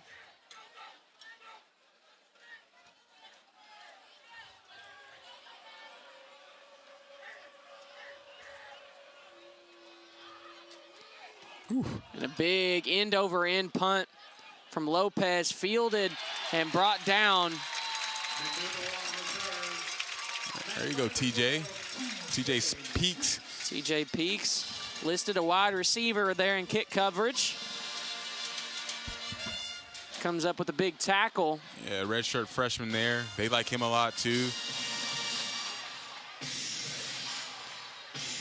So inside the 30-yard line.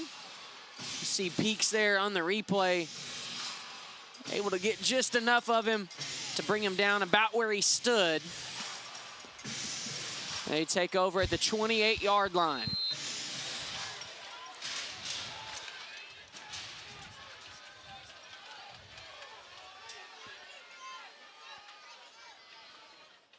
Malone sends Williams out. Looking right his way in the flat.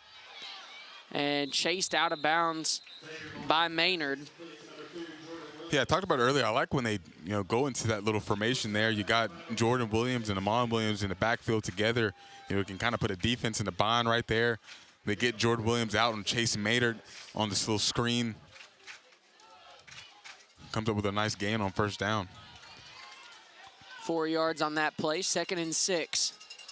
Malone, another one out into the screen game, and DQ ushers him right out of bounds into his own sideline. Great safety play right there from DQ Brown. Flies through the alley, fills it perfectly. No gain on the play, 3rd and 6. Crowd's starting to get back into it here. They know how big of a moment it is. Needed that last drive, too. Yeah. Better late than never, though. Empty set here for Pikeville. Players trying to get the crowd hyped up, get their defense hyped up. Empty set, 3rd and 6. Malone fires it down the sideline. Underthrown, and Darius Willis off of his chest pad and into the arms of Brandon Newton. And if that isn't shades of St. Francis, then I don't know what is. And I know D. Will is going to be upset with himself about that. Had a chance at the second interception for the year. It's just an unfortunate situation there. You got to make the play, got to come up with the catch, got to see it through. So they got to get back on the line, 1st and 10. Now on the Tiger side of the field at the 25, Amon Williams is met by Ellis Reed for a gain of about 3 on the play. Well done from Ellis right there, getting off the block. Williams definitely has some field out in front of him. Play certainly took the air out of the stadium. Man, yeah. They got to get back into it here. That's a tough one here, but yeah, like you said, you got to rally. Got to regroup. Still have a chance to get a stop here.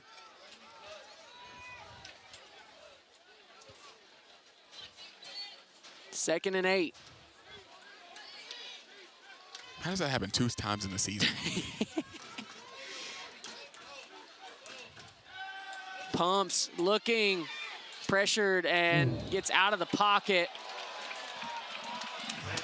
Oh, I thought he was going to pull that flag, bro. I was like, He put his hand down there. I was waiting for it to come out. He's going to want that. I don't think it was necessarily intentional in the slightest. I think he just was coming over with a lot of speed and happened to cross paths. It's just football, brother. Made me nervous. So now the crowd is going to rally for 3rd down, 3rd and 8 on the 21-yard line. Grant Scott's going to line up out wide.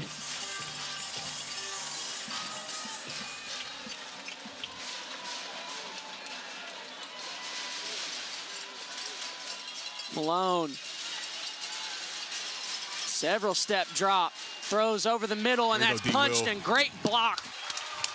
There you go, brother. Broken up by Darius Willis, who comes back and makes a big play on 3rd down. They're going to send in the field goal team and try to tie this game up with 10 minutes left. Great job from D. Will to stay flat right there. Keep your left arm around that receiver. Deflect with your right. Good form, good technique there from D. Will on a huge 3rd down. So a 39-yard field goal attempt for Isaac Smith. He's 2 for 2 today. The kick is up, and it looks good from here. No good. Hey, that's why I made that voice. I'm like, is that left? I couldn't tell. It's hard to see against a dark skyline, but the ball is wide left. 30-27. The Tigers able to hold on to the lead. 9:56 left here in the 4th quarter. We'll be back at Finley Stadium on the CU Sports Network. How you doing? Hey, Mason. Hey, Mason.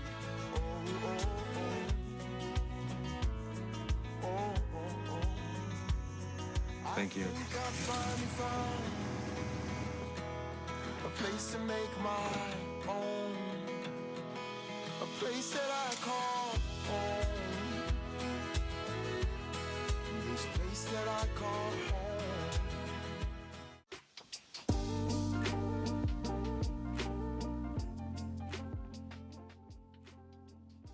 Tigers starting their drive from their own 22-yard line. They hand off with Trey Bass on a counter run. He breaks through a seam and gets about 5 on the carry. Good job there from Marcellus. Sees a black jersey, cuts up, good vision. Nice hard run on first down.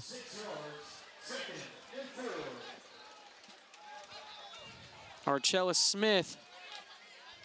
I'm sorry, it's actually Smith that was in it back for that run.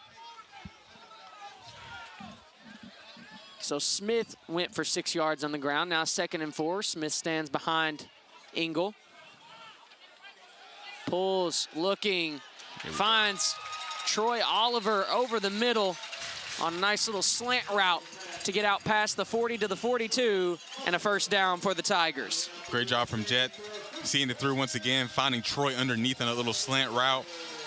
Haven't seen them connect a whole bunch since the St. Francis game, but it's great to see them connect now. Troy's a big playmaker for us, showed us in that first game, being able to fight through the catch, be physical. You know, he's a smaller receiver. You think he'd play slot, but he can really hold his own out there on the outside.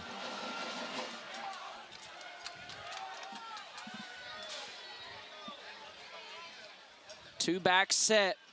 Busey lined up to the left. Certainly ready to play lead blocker. He gets out there, delivers a big pancake block, but not able to get upfield much is Traylor on the carry. 2 yards, 2nd and 8.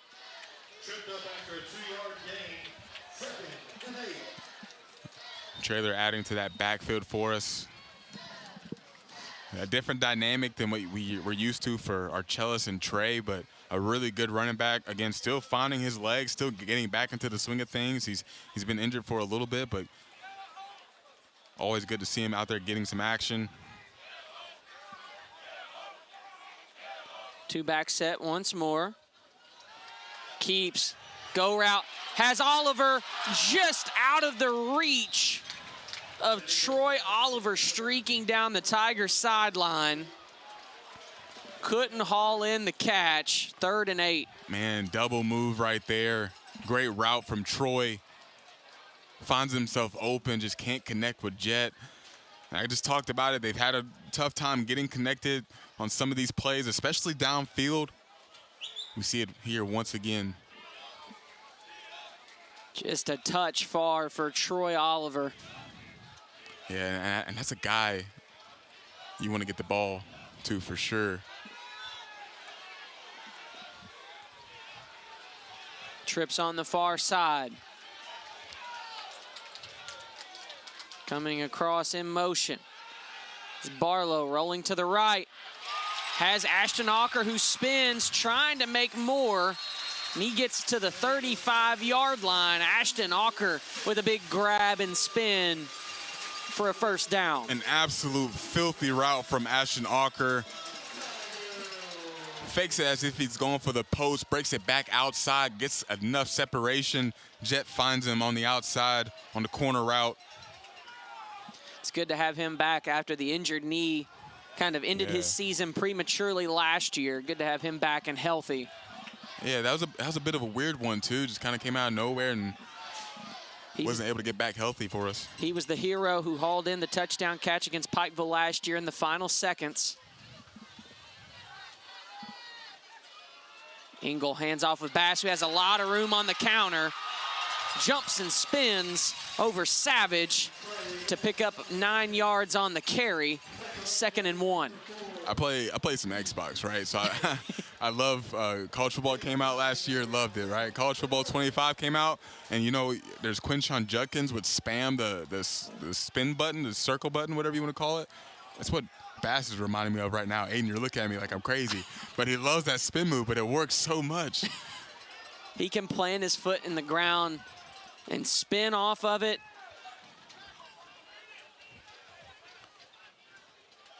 Not sure what they were trying to get to over here on this sideline. Oliver went down, was hollering something at the sideline. They're back on the ball. Engel pulls, has Busey for some space, and he gets up to the 21-yard line for a first down. Nice little RPO flat to get Jack Busey out in the open just a little bit. Really good play call to spring him open. And then with that kind of play call, you're kind of getting some natural pick rub routes. And sometimes you have to build in those type of plays to really help your QB out and get those easy first downs on big downs like that third down right there. Taking a good amount of time off this clock. The Tigers still need to score. Without a doubt, up 3 is nowhere near comfortable. They hand off with Traylor. Spins off 1, able to gain about a couple extra yards off of the spin move. He gets up to the 18, a 3-yard gain. Tackled on play by number 7, Trevor Carter. Another tough run there from Traylor, just to fall forward a little bit, get a tough 3 yards out of it.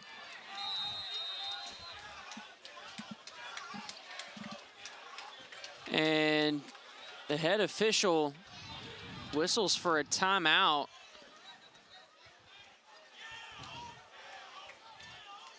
I'm not exactly sure who took it. I guess Pikeville took the timeout. They only have 2 timeouts left on the board. So we'll step away and we'll take a quick break. 30-27, the Tigers have the lead here on the CU Sports Network.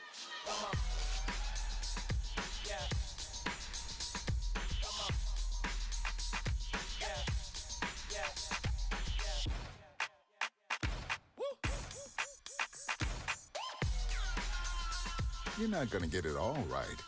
Just make sure you nail the big stuff, like making sure your kids are in the right seat for their age and size. Get it right at nhtsa.gov/the-right seat.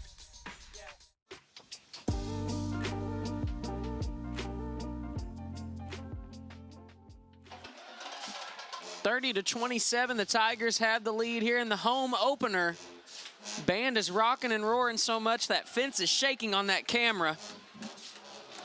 They're bringing the energy on the far end zone. And I'm still not sure what the conversation is here with the referee. He's been talking to Coach Russell. And now Coach Dom Lewis seems to be on the walkie-talkie trying to radio something up to perhaps game ops.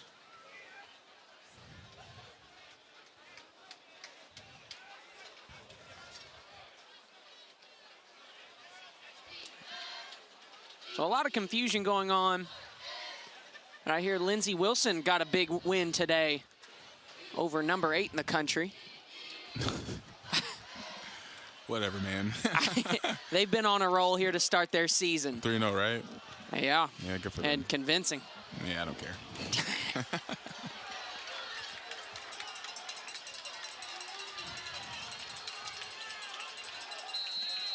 Not really sure what all that was about, but 2nd and 7 on the 18. Barlow across in motion. They fake the handoff to Barlow. Looking nowhere to really go with it. He just kind of launches it to the back of the end zone. It seemed pretty covered up downfield to me. Yeah, I'm confused on what that route was and what they were trying to do downfield. And I thought you had Smith there on the little crosser, but then bends it back. I'm not sure what was going on and where Jet was looking at. Nonetheless, we got a 3rd and long here for the Tigers. Tigers need 7 pretty bad here. We know how explosive and how quick the Pikeville offense is. Trio of receivers here on the near side. Engel looking left. Now firing for Barlow. He's got room. Brings in the catch. Give them 6. Touchdown Tigers. Pikeville Bear draped all over him, and the red shirt freshman hauls it in. I mean, big second half for Easton Barlow. Big second half for Jet Engel as well. You get a corner route there into the end zone once again, and that was an absolute dot call in from Jet. Woo. Right into the bucket of Easton Barlow. Big catch from him. Great route from him as well, too. Man, I'm impressed. A Pikeville player down over there, perhaps just cramping up. Hopefully that's all it is, as he doesn't seem like he's able to put a lot of weight on that right leg. The trainer's able to get him off to the field. It looked like underneath. Looked like he had to drag very early. I don't know what the first read is on that play. I'm not in the quarterback room, but that was a very aggressive throw from Jet. felt good about it because he had 2 guys underneath open, but saw something with that matchup and took it, and shout out Jet. Barlow coming up huge, and Freitas is able to tack on an extra point. 37-27, the lead back to 10. 4:35 left here in the fourth quarter. Sparks fly over here to our right. The fireworks booming. The Tigers are feeling it at Finley here on the CU Sports Network. When I was 10, my mom got deported. We had a difficult time, and I feel that's why I didn't get to finish school. My husband is really supportive in a way that he pushed me to go back to school. She wants to have a career so her kids can look up to her. They both keep me motivated to go to school, and they see that if I do it, like, they can do it too, you know? I feel that everything's possible. Find free adult education classes near you at finishyourdiploma.org.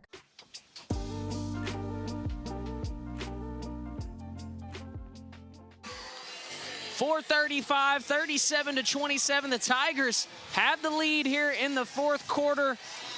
I expected no different from the start. I said this game has been decided by a point the past 2 years.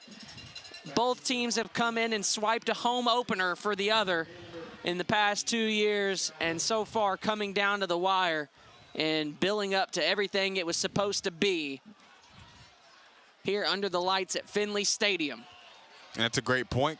That means this game is not over because we've seen crazy when it comes to these 2 teams in this matchup. We've seen a lot of crazy, a lot of down to the wire, last-minute plays, big special teams, big defensive stops. And we got another one. I'm stressed out, and that's okay. I love good football, and this has been really good football today for sure. I hope all you all are enjoying. Of course, we have a little bit of a bigger crowd tonight.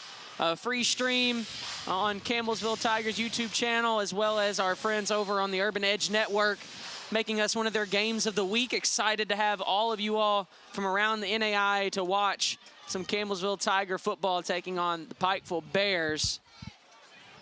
Living up to the expectations? I hope so. Malone fakes the first one and hits Newton for a gain of about 7 on first down.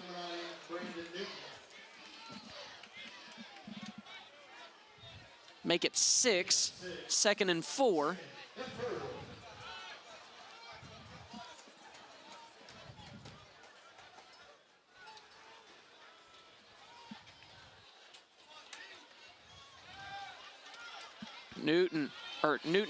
Malone now rolling out. He's going to try to do it with his legs. He's hit out of bounds. And that's a far side. Can't really see where he was. I'm not going to make an early suggestion here. It kind of looked like he was still in bounds whenever they delivered the hit, but it did look like a little bit more of a vicious hit to a quarterback out of bounds, sent him flying. Personal foul. Looks like out of bounds, Campbellsville. 15 yards from the run, automatic first maybe down. he did, maybe he didn't. Joking. I don't know. I'm joking. Don't start frying me in the comments, please. I can't even see what's going on over there. So that personal foul, once again, penalties plaguing the Tigers here this evening. That's something that they definitely need to clean up, especially moving forward. Oh, what are we doing? People are upset. He's reset the game clock to 4:09. 4:09. I'm not sure what the crowd was upset about. I know 54 on the line is barking at our defense right now. First and 10 on their own 49-yard line. Hard count. Good job from the defense. Stay disciplined. Tiniest bit from Dawson Carson, but he didn't go anywhere. 5 in the box. They're down 10 right now. They only bring 3 and still have pressure. Dawson Carson. My boy Dawson. Big play there from Dawson. Had a great fall camp. Came up big for the Tigers. Huge sack to make it 2nd and long. 2nd and 16. Dawson Carson just shedding his man. Yeah, almost had a chance to get that ball loose there, too. 2nd and 16 as the clock still winds down. Throws over the middle and has his man Newton, who goes down right before the first down marker. But yeah, on that last play, they drained, or the last couple plays ago, they drained so much clock there. They're down by 10, and you got to get it going here. Looks like 3rd and 2 on the Tiger 43-yard line. Malone trying to get everybody on the line. Hard count. Nothing he was there. back in time. Malone looking, has his man across. That's McDougie. He breaks back off of Maynard. Ooh. I mean, that would have been, he went for an illegal block right there. That would have been a crackback block. Very not smart. Yeah. And thank God they missed that one. Yeah, Newton was flying in from behind. Yeah, right there, CJ and Tank a little off, and you'd love to bracket him in that situation if you're going to try to use each other for leverage. So that's a big 17-yard completion that moves them to the Tiger 26. They take the snap right before the 2-minute timeout. Malone looking over the middle. Calhoun's got him. He throws it up and broken up into the hands of Amon Williams. But Zamari Bell gets there and breaks up the pass. 2nd and 10. And that'll take us to the 2-minute timeout. The Tigers up 10 with 1:55 left here in the 4th quarter. We'll be back on the CU Sports Network.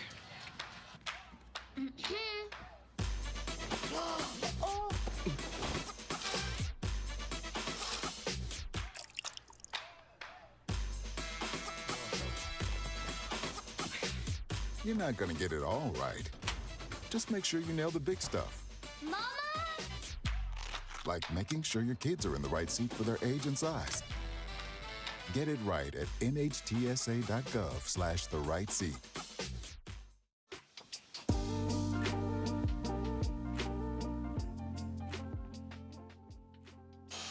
Ten-point ball game here at Finley Stadium, home opener to the 2025 season. The Tigers looking to go 3-0 and have wins over number 24 St. Francis and receiving votes Pikeville Bear teams, 2 teams that were in the playoffs just a year ago, trying to stack their resume headed towards a hopeful postseason run. Colin, I hope it's not too early to say this. You know that LeBron meme? Him taking the picture. I don't want you to say it. I can't believe this is my life. Potentially 3-0. Great start so far for the Tigers. Still got to finish this one out. Yeah, still a lot of work left to go, especially with the amount of penalties that Campbellsville has been drawing, as well as the explosive offense. Okay, fine. You're right. It's too early to say it. Of Pikeville. 10 points does not feel comfortable. Malone looking to the left side, fakes it, now throws it down the sideline and broken up.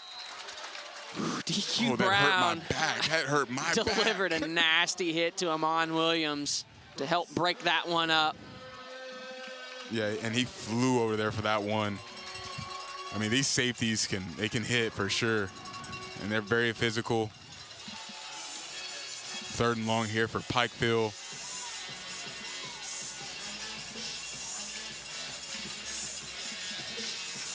Minute 50 seconds on the clock. 3rd and 10 on the Tiger 26-yard line.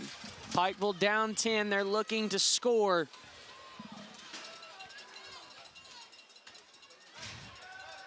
Malone now launches. DB hits the ground and out of the hands of Newton as Zamari Bell had to go back in coverage. I looked and he was on the turf. And Newton had a free run to the end zone, but thankfully just a little off between Malone and Newton. My heart dropped. Never a good feeling when you see the man in coverage on the turf. Absolutely not. Unless you're on the offense, of course, then it's a great feeling. However, Campbellsville gets away a little lucky. Players trying to hype up the crowd. They got to get loud on 4th and 10. Ooh, false start. False start on Amon Williams. got caught on his own hard count. I sound like a fan. I am a fan. Former Fighting Tiger Khalil Baker here, of course, probably going to be a little biased. I can't. I mean, it was a false Nobody starter. can fault you for that. It was just a good call by me, that's all. Oh, no comment? Whatever. Well. Awkward. 4th and 15 on the 31-yard line. Malone. He's going to flush out, throw it. That's a first down. And Willis brings down Jordan Williams, but that's enough to move the chains. And he stayed in bounds.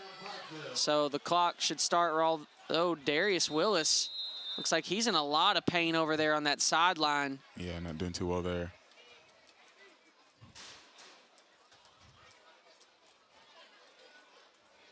Trainers coming out.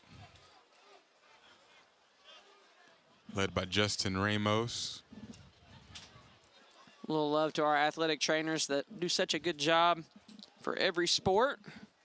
Out there to help Darius Willis. He's up. I'm not sure if it was just maybe a stinger. He couldn't really breathe very well, couldn't catch his breath. But he's up and walking off the field under his own power. Love to see that always.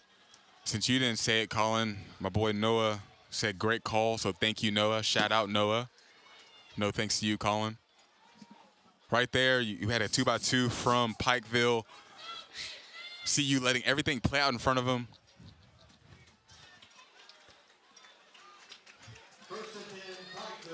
Got a 3x1 from Pikeville to the field. Clock starts again.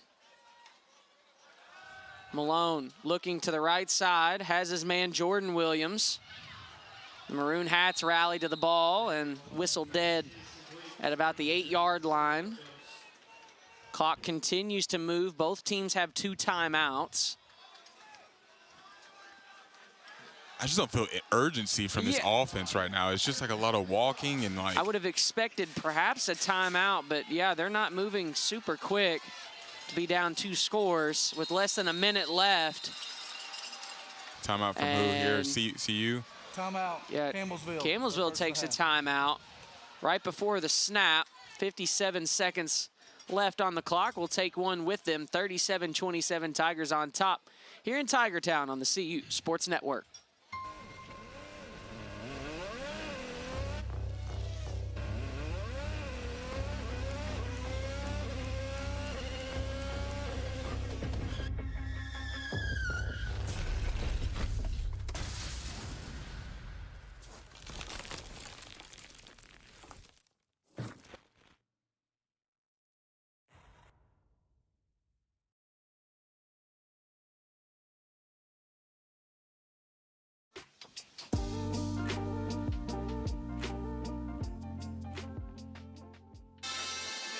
Ten-point lead for the Tigers, 57 seconds left. Campbellsville with just 1 timeout remaining. Pikeville still has 2. As the clock ticks down here in the 4th quarter, the final minute in a close game will never feel so long in your life. Tell me about it. Really good timeout there from CU, just to make sure defense is together. Go over the game plan here.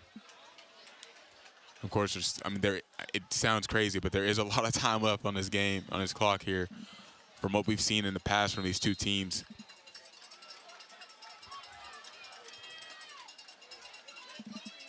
On the Tiger 8-yard line, 2nd and 5. Malone looking left the whole way, dumps it down to Amon Williams. Open field tackle by Darius Willis. Looks like he's okay. And again, letting everything play out in front of them. So then you trust yourself, trust your defense to come up, rally, make the tackle. A gain of 1 on the play, or 3, excuse me. That's a terrible look for me, but 3rd and 2. Yeah, I was going to trust your math right there. I'm not going to lie to you. I wasn't going to challenge you at all. It's okay. Sometimes it's hard to tell on that far sideline just how much they gained, especially when it's off center from us. But either way, 10-point lead, 48 seconds. Pikeville burns their second timeout. 1 timeout remaining apiece for both of these squads. And what is Coach Russell telling his team right now? I mean, exactly that, though, letting everything play out in front of you. There's still a lot of game left and a lot of time left in this game so far, too. So you got to play smart here. No penalties, no holding, defensive pass interference. You got to rally to the football, make tackles. And if they get to that end zone, you got to come up and make a play and be ready for it, too. But, yes, at the end of the day, you got to play smart because this staff of refs have been calling those unsportsmanlike quite a bit, too. So got to keep your head.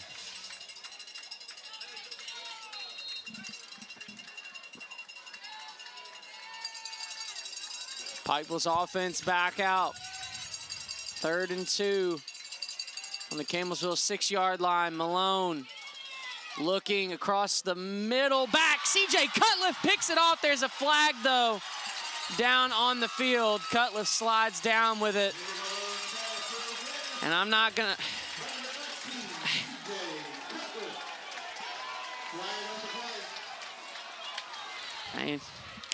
Yeah, and we'll need a replay here. Yeah, I'd have to see it before I make any comment. Pass interference.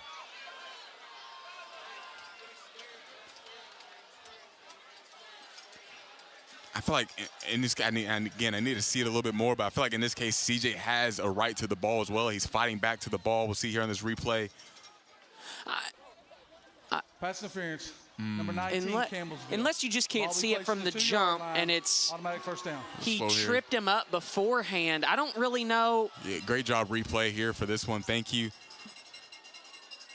Yeah, there might have been a little bit more to happen before that, but I'm not seeing much there to call that. But of course, the ref is there in real time and being able to play it out. So instead of a pick for CJ Cutliff, 1st and goal on the 2-yard line with 38.4 seconds left. Malone rolling to his right, throws, and broken up by Aaron Cyrus.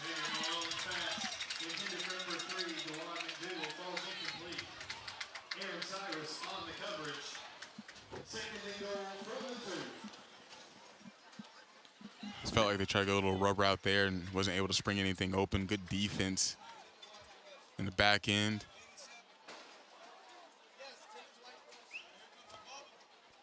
Got to continue to communicate.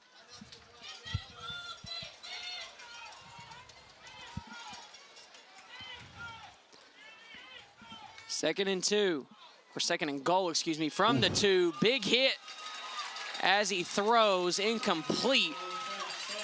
Is that Chase Maynard that broke through that line almost untouched straight to the quarterback? Malone took a shot. He looks over to the sideline and tries to recollect. I mean, yeah, you got to know you have an uncounted man right there in that situation. You got to get the ball out. I'm not sure what they were looking for. A lot of space here on the right side of the field. Now we're coming to a trips on the right side. 3rd and goal, still on the 2-yard line. They don't get a jump.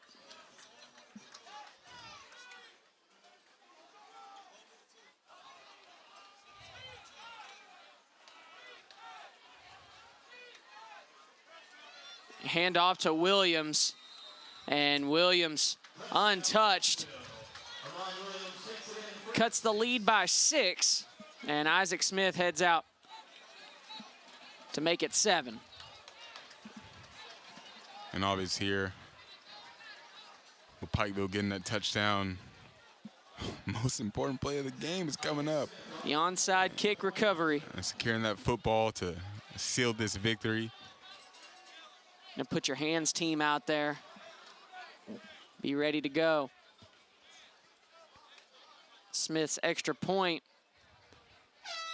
is good. 37-34. The Bears cut the lead down to 3.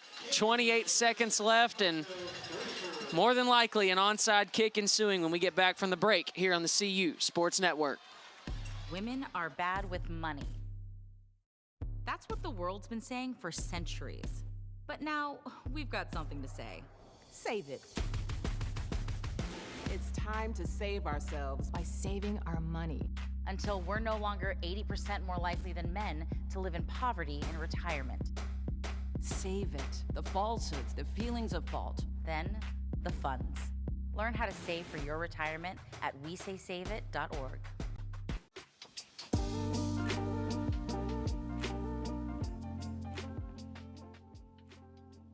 Like we said before the break, most important play of the game coming up. Hands team is out there ready to go for the onside kick. The Tigers have to recover here. 37-34, just 3 points separating the two teams. It's always come down to the final seconds in this matchup, especially for the last 2 years. Yeah, why does it always have to be this way? And another heart stopper. The onside kick is up. It went off a fin, and thankfully, Campbellsville is able to sky up. It took a bounce and went right off the shoulder pad of Jarrett Finn. I'm not sure who skied up to catch that ball. Is that Mr. Bass? Is he the one that jumped up over the crowd to catch that? I'm telling you right now, he's your do-it-all guy. I mean, if this isn't Mr. Renaissance proof man, enough, we'll see here on the replay. Yep, it's Trey Bass skied up above the defender who was there to catch that. Takes a tough hit on the way down. And that was Pikeville ball if Trey Bass doesn't jump 5 feet into the air. Man, what a great kick there from the kicker, though. Like a great bounce there. Now victory formation for the Tigers with 25 seconds left on the clock. And that will do it as Coach Phipps comes walking out. He won't burn the final timeout.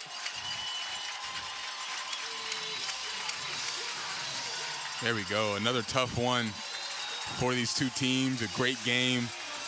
A lot of back and forth. Tigers down 20-9 at halftime.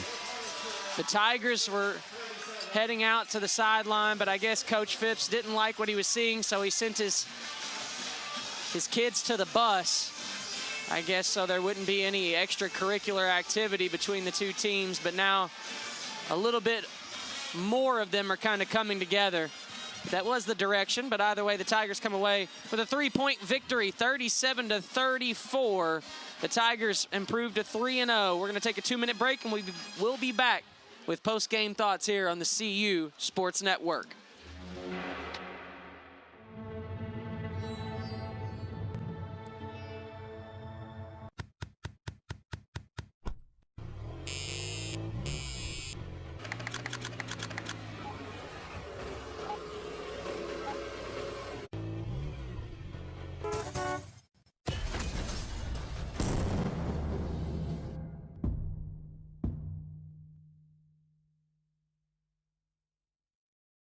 I debate all day. It's what I do. But there are some things that are undebatable, like your mental health. I was in a dark place when my brother passed away in a car accident. I was depressed in ways I never imagined.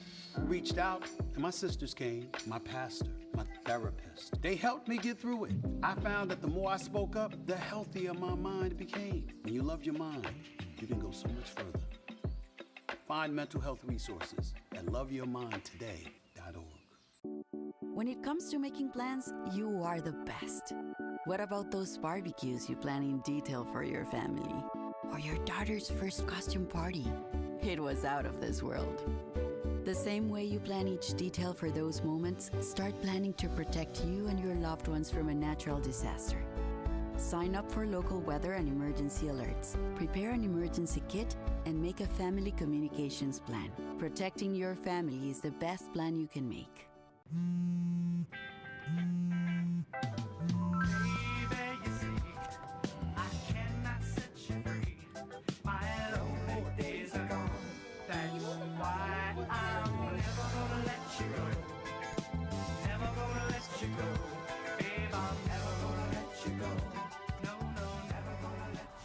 Here you go. Thank you. Thank you.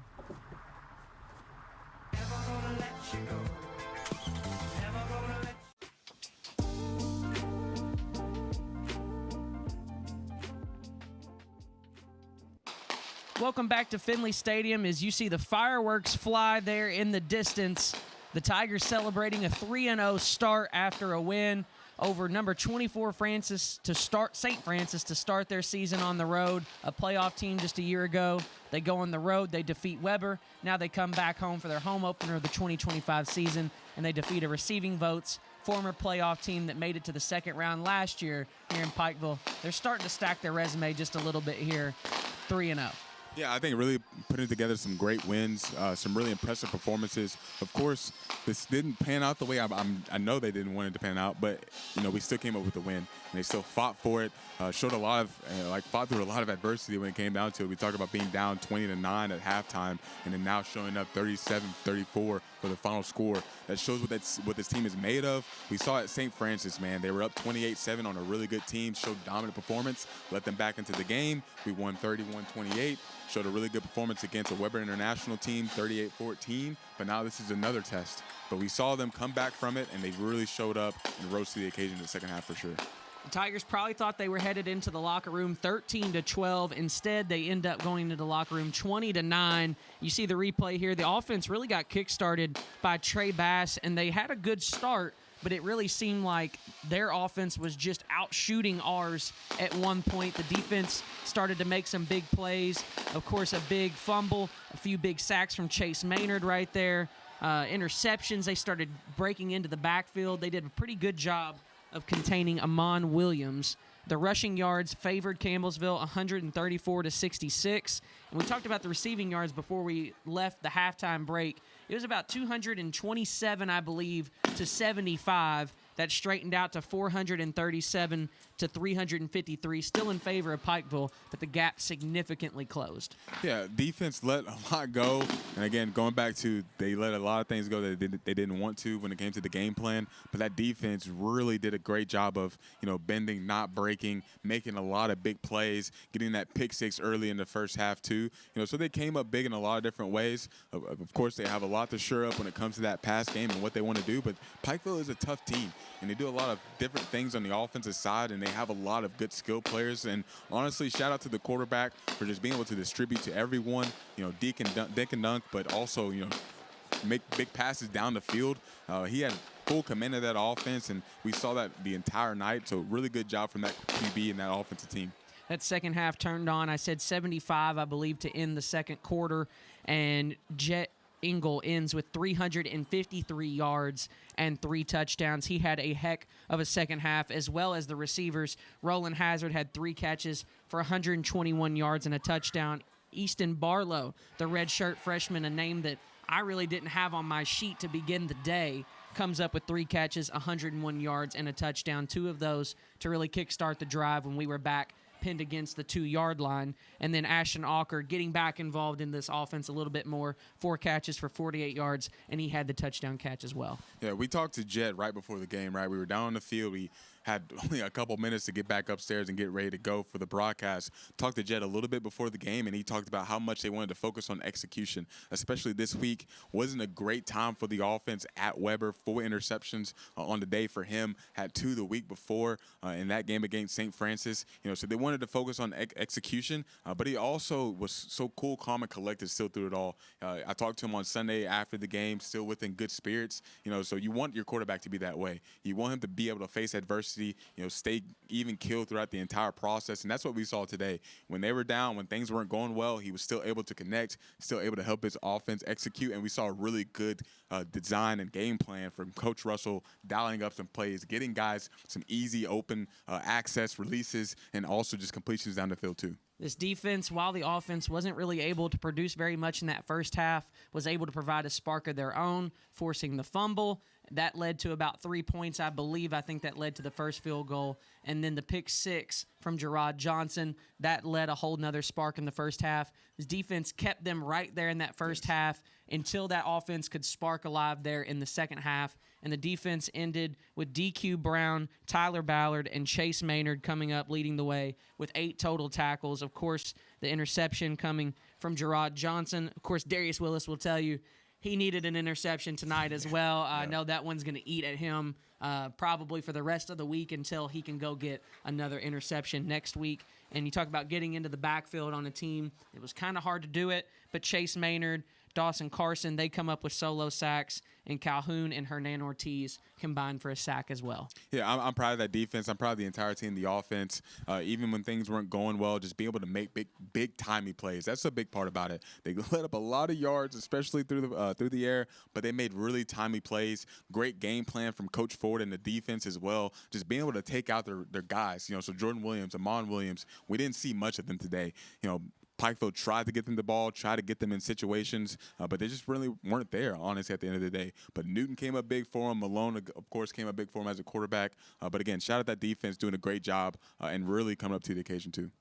You can join us on Wednesday as I sit down with head coach Jake Russell on Under Center with Jake Russell, where I talk about kind of this week's matchup as well as next week's upcoming matchup, and we'll sit down with another coach as well and kind of discuss what's going on in their world so you can get a little behind-the-scenes view of what's been happening. And next week we play at 1:30 p.m. here at Finley Stadium. We got a heck of a little homestand going here with some bye weeks combined, but we play Thomas University of Georgia, the Nighthawks, at 1:30 p.m., so be sure to be here and be loud just as you were tonight. And if you can't, you can join us on the Campbellsville Tiger YouTube page or join us on 88.7 The Tiger as well for that coverage.